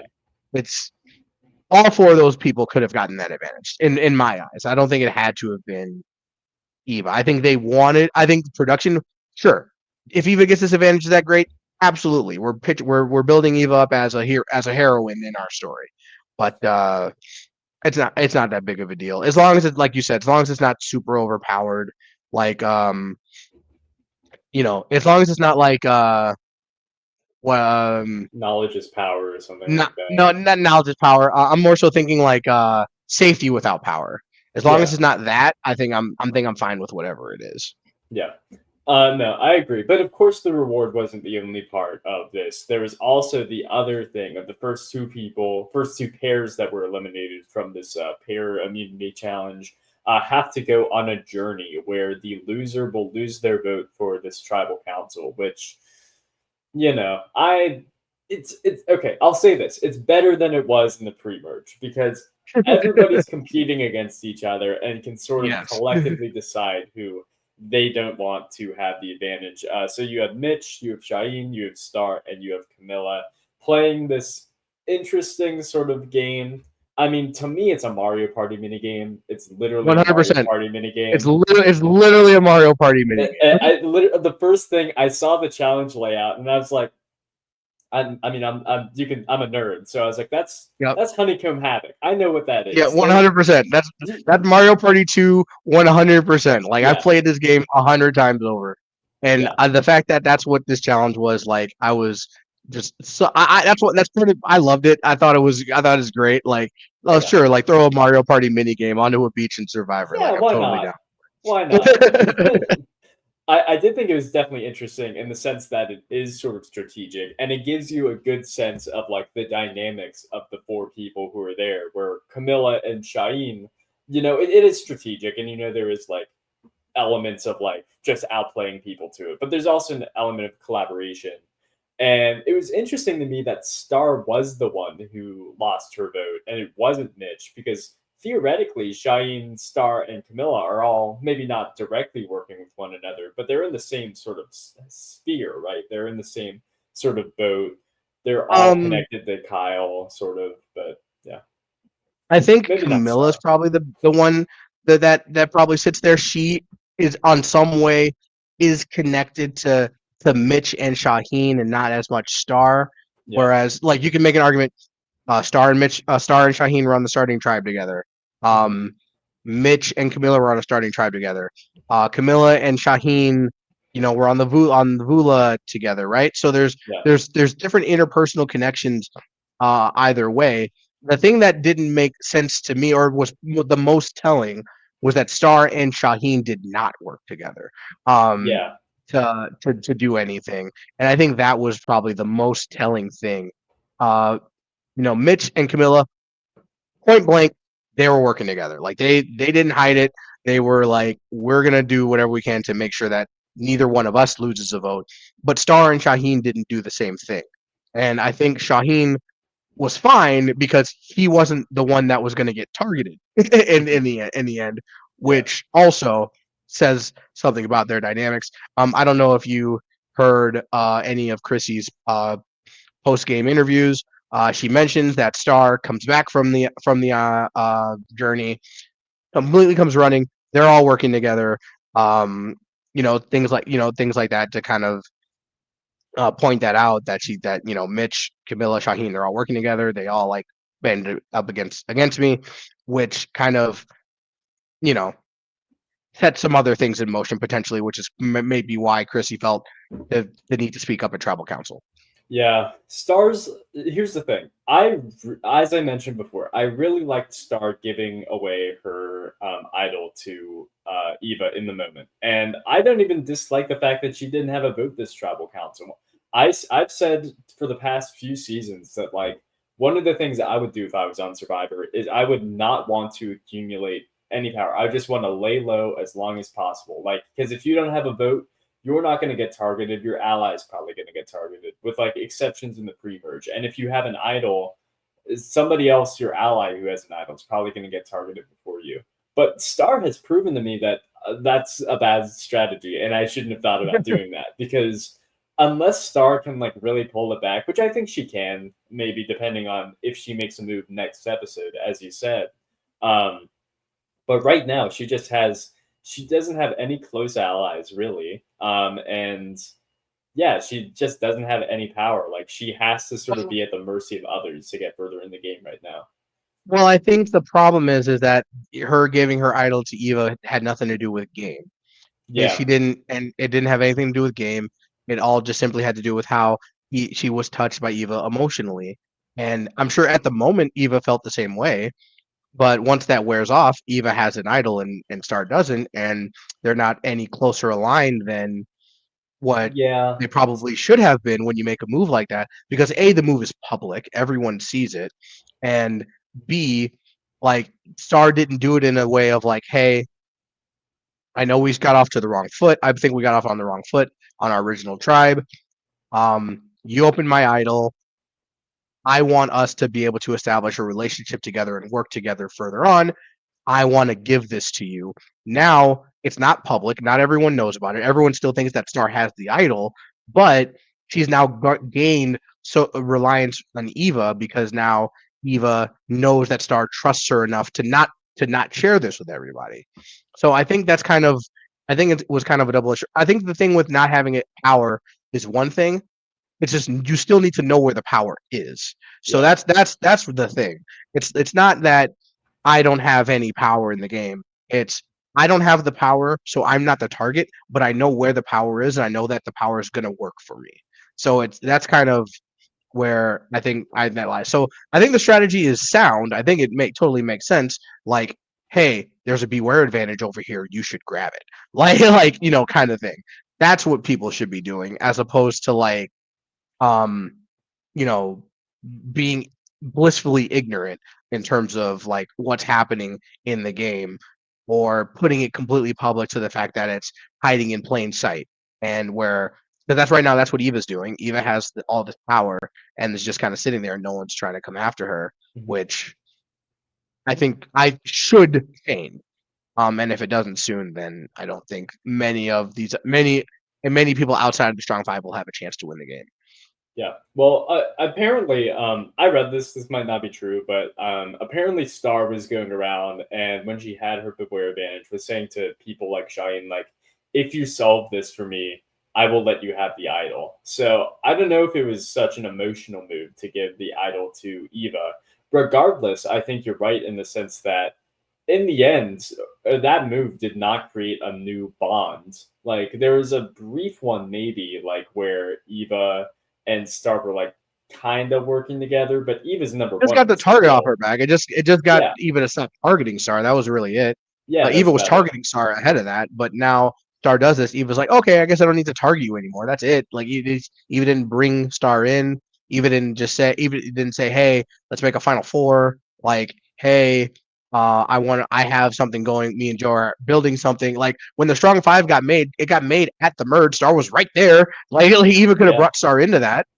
And it's not like Star's not a strong challenge threat. Star was runner up in the first immunity challenge. So it's Mhm. not like Star is incapable.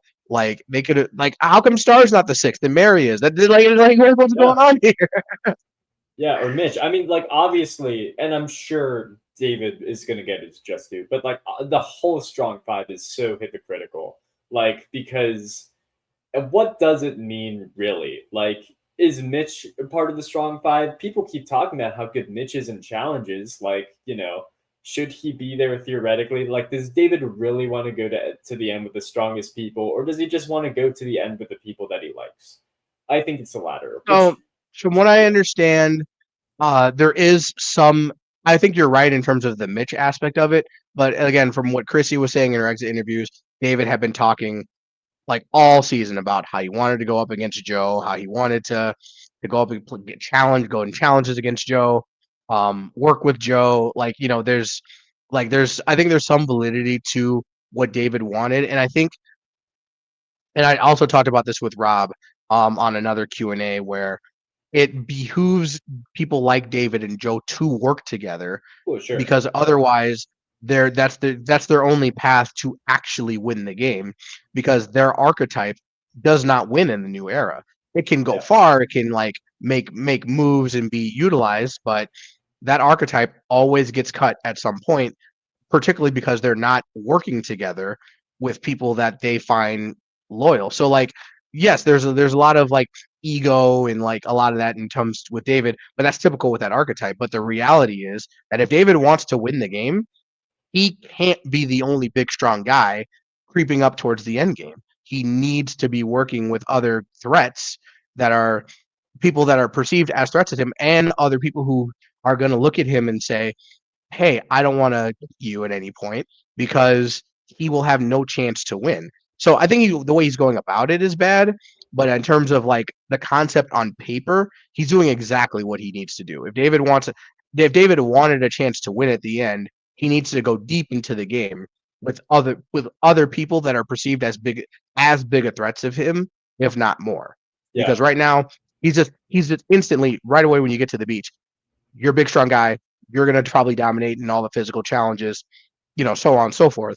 But like, how's he gonna do in the fish hook puzzle challenge, right? sure, Like he's probably gonna go through the obstacle course, but how much time will he need to put that together?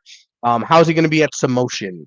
How's yeah, like things like that? Like there are other aspects that I think that having someone like David in the game is can be beneficial to you, even if you're deemed as someone that's not working. Which is why I think it's Joe's in a perfect spot. Joe working yeah, with David makes total sense for him. Even Kyle working with David makes total sense for him, because if David's gone, Kyle's probably viewed as a pretty physical and strategic threat. So I think while there is the hypocrisy in the aspects of like we're the strong five, but Mary's here. It's more like I think he just needs to stick with these are the people that I aligned with and I want to stay loyal to, and that's what's going to work best for me to win the game at the end. Because at the end, that would have been his best path. If he didn't like screw it up with his jury management, David has a good path to win the game at the end if he's in the final six with those six people. Yeah. Um, it just he would need to then, all right, got to pick off Joe, got to pick off Eva, got to pick off Shaheen, then I can win the game. That's But what David's, and he probably thinks that right yeah. now, even though that's probably not the reality because of his jury management. But if he has good jury management and that's his end game, he has a chance to win. Yeah, I mean, I definitely agree with you in this sense. I think David is playing the game that is best for him.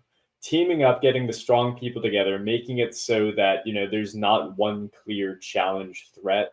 It's good. It's a good thing for his game, and it makes it more likely than not that he will make it to the end, or at least make it closer to the end. I think my problem with it, and I think the problem that the jury's going to have with it, is the hypocrisy, not just the hypocrisy of Mitch not being there. I mean, it got pointed out by Chrissy, like just the fact that David is preaching so openly about his honor and integrity, and let's bring all the strong people together. And in the end, I just think that he's saying that like you know deserving and like challenge beasts never win, and being sort of the open like messenger of like, yeah, this is the time where we're gonna rally up and we're gonna win and we're gonna do it together strength wise, and we're gonna be strong together, and I'm gonna bring all the people to the end, blah blah blah blah blah. I just think that like the jury at the end of the day is not going to respect that, especially because he's being so open against it. Versus someone like Joe, who's doing essentially the same thing, but isn't saying, "Yeah, I'm doing the right thing by doing this. This is the only thing I have to do." So you have to think I'm playing a good game, which is not Yeah. exactly what David's saying, but I think that's the message that's coming across, at least to someone like Chrissy. Yeah, I think there's a lot of people that have lost respect for David and his gameplay specifically. I think there is, the added incentive of the fact that people aren't eating and, Yeah, you're starving and, in the hunger in a stressful situation, a stressful environment, all that stuff. So people are probably like, like, don't dare you say that. But the reality is that he is speaking truth, the fact that people like David don't win Survivor anymore. Like it's yeah, not really a thing. And even like if you go back through Survivor history, um, and you look at the young alpha male physical challenge beast archetype, how many of them have won in the end? hmm It's like five or six. yeah, Maybe if you like include Earl's more like a more Joe's archetype, but like Earl, if you want to include Earl, then maybe you're at like seven. That's 7 out of 48. It's not a lot. You've yeah, got JT, you've got you've got Ethan, Brian Heidick, uh Tyson, Earl, Jeremy, Judd, Fabio. I think that if I'm missing anyone, like that I feel like I definitely could be, but like that is basically Rob kind of like which at the time that Rob won, he's probably more of the Jeremy Joe archetype than he is the David archetype. But like that's all we're talking about. We're not talking about a lot of guys. We're talking about, you know, 10%, not even yeah. of Not many. so Uh, it's yeah, yeah, it it's it it's interesting. I don't know. Let me ask you just one last thing about this episode, and then we'll talk about the 50 voting. Who do you think is actually going to go home next episode? Like, because you think there's going to be a move. Do you have any thoughts on what it's going to be? yeah, I definitely think I think because of the urgency from Camilla, knowing that her name was on the chopping block, knowing that there was a really realistic chance that she could have gone home. I think Camilla will have a sense of urgency to get a move made. and will convince Kyle that Kyle needs to be a part of it. I think they'll rally Mitch, and I think they'll be able to pull in Shaheen and Star, and then who they end up and what ends up happening will then need to depend on who wins immunity and what Eva's advantage is. And then that will go from there. So that for me brings it down to either David or Mary. I think David has a very likelihood of potentially winning immunity. I don't think any of those people want to target Joe or Eva.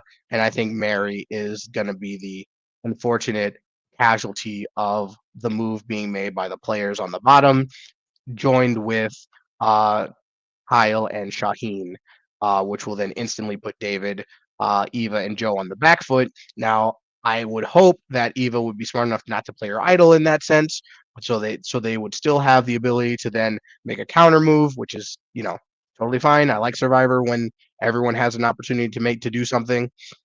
So I think Mary's the most likely to go home. If everything stays status quo, I would say that Mitch is probably the most likely candidate to go home. So Yeah. I'd go Mary and then Mitch. And then after that, I think it's a crapshoot. Star, maybe just that's more just based on the edit and the story that's being told. Yeah. I think that's a good call. I think Mitch goes home, honestly. I think just the way that the season's gone, like everybody is saying that they see Mitch as a big threat to win at the end. Right now, there's a majority alliance. Like, I think there's a chance a move gets made, and if a move does get made, I guess it would be against David. But yeah, I think Mitch just like there's no incentive for anyone to really keep him in the game. He doesn't have any strong allies at the moment, and yet he's still being perceived as maybe arguably the biggest threat in the game, at least in terms of the people, what they're saying on the beach. So I agree with you. I think people should be making a move, but I don't know that they are. I apologize, by the way, if you could hear any sirens. I don't know if you could, CJ, but there's some I sirens didn't. outside my window. So No, I didn't. yeah, Nope. I'm not hearing it. So I think all you're right, you're in good shape. cool. But yeah, no, I agree with you. I think this should be a turning point in the season. I don't know if we're actually going to see it. So yeah. One All right. more thing that I want to talk about is, of course, this is also a week where we had some Survivor 50 voting. So I'm going to just go through it. Honestly, not, in my opinion, not too many interesting things happening here. But we may as well go through it anyways. Um, I mean, let me just ask you this. Like, I still think the most interesting one is probably the fire making. What did you think for that? I think that's the most appealing vote, the most divisive vote is the fire making. But I think for something different sake, I voted to not have fire making. Mhm. I think just to give a different style of gameplay, a different idea the final at the to end it. The only thing I'm hoping for is that it's not sprung on them. Yeah, Like super late. Like I hope they like find out like at the merge or something like that ahead of time that it's not going to be file for fire making. I don't want them to get to final tribal council and then be said, and then Jeff says, "Okay, it's time to vote." Like I don't like that's not how I want it to go down. I want everyone to have the opportunity to understand that this is going to be a completely different style of gameplay, back to really like knowing who you're going to sit at the end with in the final three, as opposed to who you're going to sit at the end with that final four. Because if you make in today's Survivor, you make a final four, you're good. Like yeah, that's what you want to do. You want to make a final four, and then because that way you have a chance to make fire at the end, regardless of what happens. You have a shot, and then you have a chance to make it to three. In a vote situation, you don't have that. You don't have that like cushion to know that you can save yourself. So I think but you have to have the knowledge that that's going to happen. Otherwise, you can put yourself in a position where you're sitting with a bunch of people at four who you know aren't going to take you, but you think because I can make fire, I've got a shot. And but then all of a sudden it's taken away from you. So I I personally like I like it both ways. I think it's season dependent on how yeah, it works. So like I think when you have a season that where it happens naturally, that's obviously better. Like Cook Islands, for example, where they naturally went to a fire making, like Worlds Apart, where they naturally went into a fire making without it being necessary. I think that's obviously better, but and then on the flip side, don't love seasons where it's a Final Four and the Black Widow, or it's a perceived Final Four, and the Black Widow Brigade votes out, um, Mhm. their fourth, and then it's Suri, Amanda, and Parvati at the end, in a final three. Just kind of, that's not now that I think about it, that final three would have been great, but Yeah. if it would have been that way, but I mean more so in like situations like where we have a situation where Jesse went home. If Jesse in a regular season, Jesse just gets voted out, and that's Mhm. not fun. Um, and that's kind of what I'm saying. So I think it seems independent on whether or not that twist works. I think uh, I think it's dependent upon how you view it. I just want something different because we've had Final Four fire making for you know almost 10 years now. Yeah. Yeah, I mean, I agree with you. Honestly, I'm pretty neutral on it. I could kind of go either way, like regardless of whether there is or is not Final Four fire making in season 50, I'll be fine. I think the biggest problem that people have with fire making is the fact that it was thrust upon people in Heroes versus Healers versus Hustlers, and it was a Yeah, surprise. I think yeah, every other season since then, it's just been like, oh, okay, like this is like players know that's what they're gonna have to deal with. I think even in Heroes versus Healers versus Hustlers, if they were just like, hey, we're doing this gimmick for Final Four, I don't think anybody would mind nowadays. I think maybe there'd be a little bit like stagnancy, like people would be annoyed by that. But I think as a twist, like people don't people wouldn't really mind it that much. I think they're still just kind of like have that bitter taste in their mouth that, Devin was taken out instead of, Ben, essentially. But yeah. yeah. I mean, same. I didn't love that it was thrust upon them either as an advantage or a Yeah. twist. Like like you're trying to like, wait a minute, what? Like that's not really an advantage for anybody other Yeah. than Ben. Um, but I think I agree. I think it's just the simple fact that it was thrust upon them. Same way why no one liked the final three in Micronesia, where it's thrust upon them that it's going to be a final two. Yep. Um, I don't think it was. Those are the things that people didn't like. What was it? In Korong, final three challenge, Michelle gets to pick someone to take Yep. off the jury. Yep. Like those are the things that I don't Survivor fans are not super big fans of. If that's going into the game that this is something that can happen, and you have a chance to prepare for it. I think those are the kind of things that people are more so willing to be a part of, which also brings in journeys. Like Yeah. if there's journeys in the game, there's a possibility that you could possibly lose your vote. So, in a situation like Justin where you get picked by not your tribe and you go on a journey and lose your vote, that sucks. Situation where you're Bianca and you are on the tribe that's making the picking and you then go on the journey and you lose your vote, not so much. Yeah. Yeah. All right. Well, let's talk about this season 50 voting. Honestly, nothing too exciting this time around, but our first one we have is just a simple immunity necklace. Both of them having a phoenix, which I think is like slightly interesting. Like, what does that mean? I voted for B, but I don't really think it matters. Any Yep, thoughts? I voted for B2. It looks cooler to me. The fact that it is the phoenix and the wings are attached going across on the necklace. I think that would look cool, like on you, like Yeah. after winning at like a tense immunity challenge where you like went through the ringer and Jeff puts this phoenix on you. I think that's pretty cool. So yeah, I voted for B2. It was the cooler of the two, but I don't. I thought I necklace A looks fine. I thought B was cooler. Yeah. The tribe supplies then. This one is I'm kind of neutral on this. I didn't really care all that much, honestly, but should the tribes have supplies or should they earn them? I said make them earn them because I just think that's more normal in Survivor at this point. But honestly, I didn't really care. I could be argued either way. I don't like either of these options. Okay, can we get a marooning back? Yeah. Can we give them 3 minutes on a boat to gather as much of the supplies as they can, and then get to your boat? as quickly as possible. Like, man, when was the last time we had a good marooning? Yeah, Um, no, was that's it a good point. 40? Yeah, Did they do a marooning in 45? yeah, they did one in 45. Yeah, Okay, but so they got everything but Flint. They got to like do like everything but Flint. But like, yeah, that's it. Like good old fashioned like grab what you can. Like if you think it's important, grab like as long as it's in the water, it's short. Like like those are like that's a way to start a Survivor that's season, the man. essence Like of that Survivor is too. That's yeah, like season one. You know, the very start, your first impression of the show is grab stuff off a boat. You know, mhm, it's it's Survivor. So I agree with yeah. you.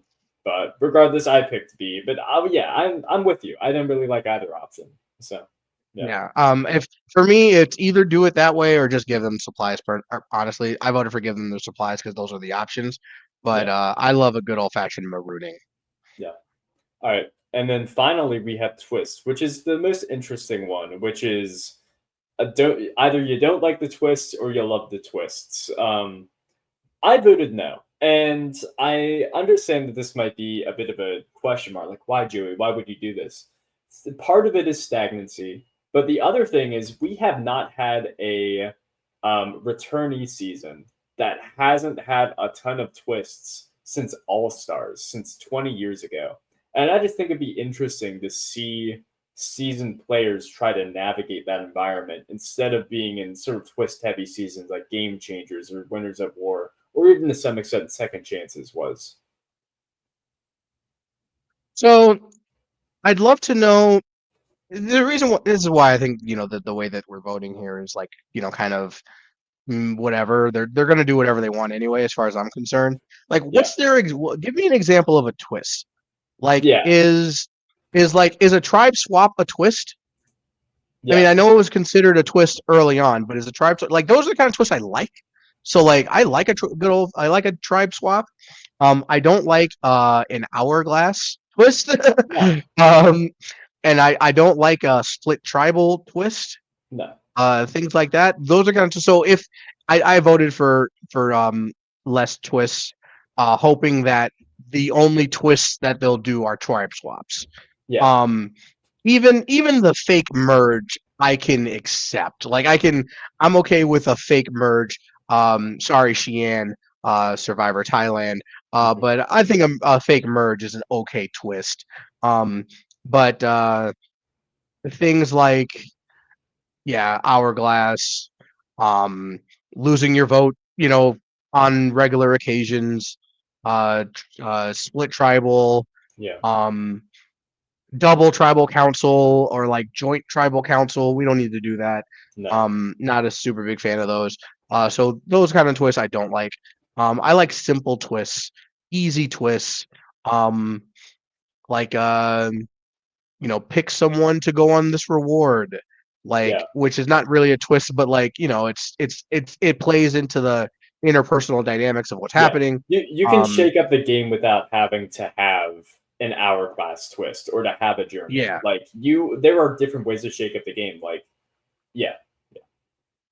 yeah. So that's what I did rare twists. But like yeah, they don't like when they did the advantage thing. Like, give me an example of like what you mean by like the crazy advantages, like the dynamic advantages. Like, do you mean the amulet advantage, Yeah. like the amulet, the Tyler Perry, the super idol? Like, what are we talking about here?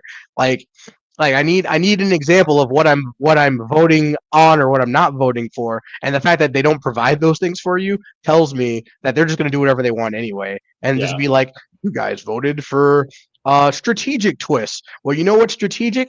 What to do with a super idol? That's strategic. Yeah. Yeah. Uh um, yeah. or the split idol where you have to bring them together to make Yeah, the super like the idol, which I tie. think is fine. I think that's fine. I think that's way better than just having a super idol.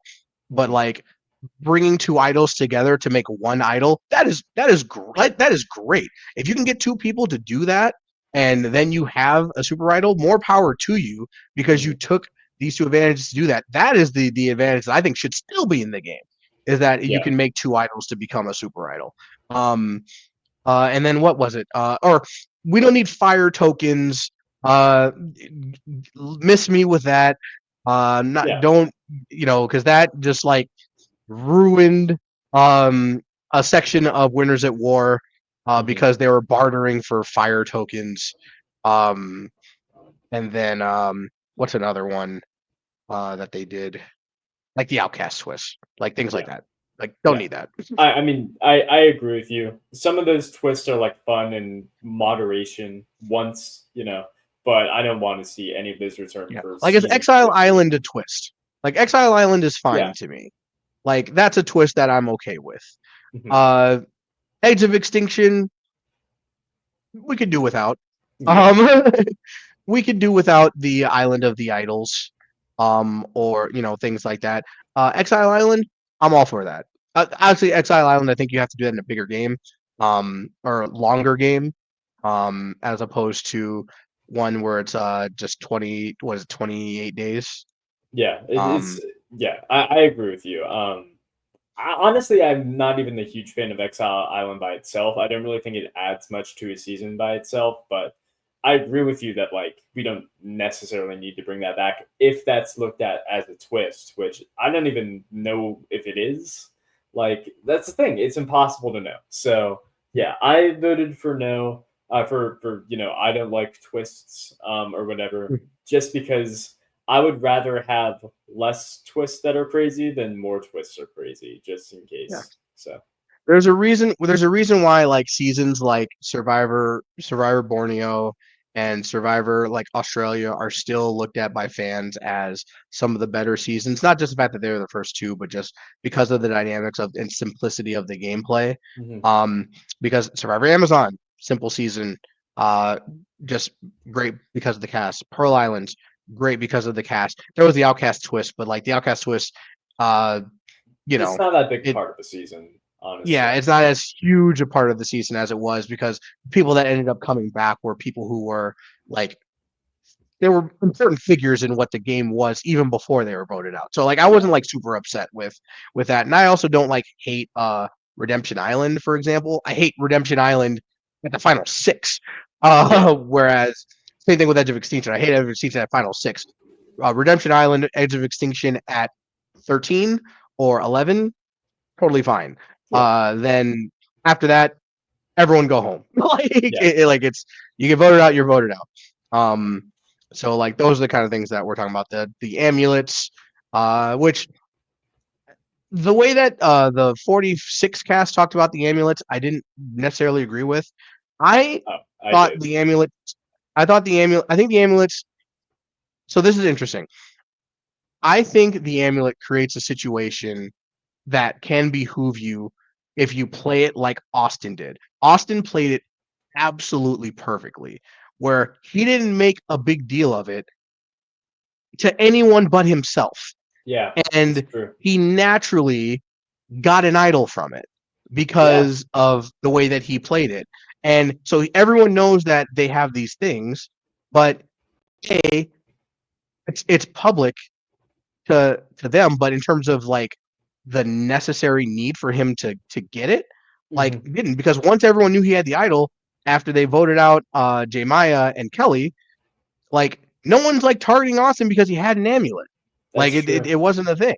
So I think that and the fact that the other guys they just wasted it on Teeny, I thought like I just I get like where you have that mindset of like the having the amulets encourages you to target each other, which on its base level it does. But if you decide to be in the position where I mean we can use this to work together because you Yeah, can because it does give the three of you power to a certain extent that you can use to work together for a certain amount of time. You can use it that way if you choose to. So I don't mind the amulets either. I don't. I just I don't like stuff like journeys, um, risking your vote when you don't have to, um, sending one person on a journey where they have a chance to win an advantage and others don't. Not a big fan of that. Um, The journey where 4 people compete and someone loses their vote, I'm I'm of two minds of it. On one hand, someone losing their vote, don't like it. The other Yeah. hand, there is some strategy and strategic gameplay that kind of comes involved with where it kind of in a sense kind of becomes a block a vote, really, if you really think about Yeah. it, for just Yeah. that one tribal council, where it's like you're in a situation where you can work together with some other people to ensure that one other person doesn't have a vote. Now, obviously, it depends on who you go there with, and in terms Mhm. of like the dynamics were going to happen. I think in 47, the tension of it was, is Sam going to lose his vote? Because if Sam doesn't have his vote, he's going to be in real big trouble. And then what ends up happening is Caroline loses her vote, which is fine for her because she's in the majority alliance. Yeah. So it's like, so whereas in this situation, who's going to lose their vote? Like, it's Camilla, Shaheen. People are talking about voting Camilla and Shaheen out. They end up keeping their vote, and Star loses her vote, which isn't a big deal because no one's targeting Star. So Yeah. it's like, I think in those are the situations where I feel like that's not as big of a deal as like what happened to Justin or um I'm trying to think of what happened to Banu in 46. Yeah. Yeah. No, that's a good point. I do want to say one more thing about the amulet, just to say my piece on it. I've never thought about the Austin thing. That is a great point, and honestly, it does recontextualize the way I think about the amulets. However, I do have to say there is also a fundamental problem with that thinking because Austin was right not to say anything about his amulet to anybody else. But there's no way for him to know whether Kelly or Jay Maya are saying anything about their amulets to anybody else.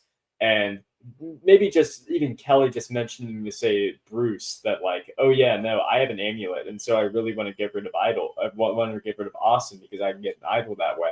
Like that by itself could create an environment where all of a sudden they're looking at all the amulets, being like, we need to get these people out. So it's either way, it's an interesting game state, is what I'm trying to say. But Right. But yeah, in the sense it becomes the same thing as if you tell someone that you have an idol.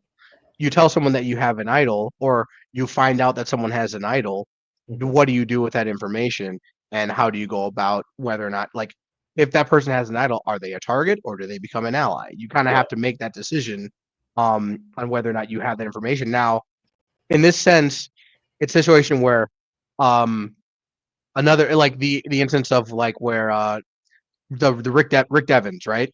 And Chris Underwood, they come back into the game. They have half an idol that they need to give to someone else, and they need to survive the next tribal council so that it becomes an actual idol situation. That's interesting dynamic because it forces you to like put trust in other people. Those sirens I can hear. yeah, Uh, and I like certain situations where players are forced to play with each other um like the beware advantages where it behooves you to bring someone else in on what you're doing so it's not like the worst thing that can happen to you telling someone that you lost your vote because I'm holding this beware advantage it's there are good parts and bad parts, which I think the amulet kind of takes these things and puts it into something that is just kind of more out in the open and more like instead of it being an immunity idol right now or a beware advantage where it forces you to work with someone else. It's whatever. What is going on, Joey? there's a tornado in my area. Oh So, no! which is very exciting. CJ, do you have any final thoughts on the episode or anything you'd like to say before we wrap Uh, I up? thought I thought it was a good episode. I think we should probably wrap it up so Joey can go duck and cover and get to safety if need be. But I think it was a great episode. I think it really foreshadowed the dynamics of the main characters of the season that the people that we are following. Um, was it the most riveting tribal council and boot of all time? No, no one got blindsided, unfortunately. But not every good episode needs a blindside. I think that next episode we're going to be in for a lot more interpersonal dynamics with the main characters of this season, which right now I'm pretty sure most of us would agree there are about 7 to 8 main characters of this Survivor season, and they're all still in the game, and we all still care about what happens to them. All right. With that, thank you everybody for joining. I hope I don't get hit by a tornado, but we'll see. Thank you, CJ, for joining. This is a great conversation. Yeah, Everybody have a good one. Bye bye. absolutely. Be safe. Yes. Bye.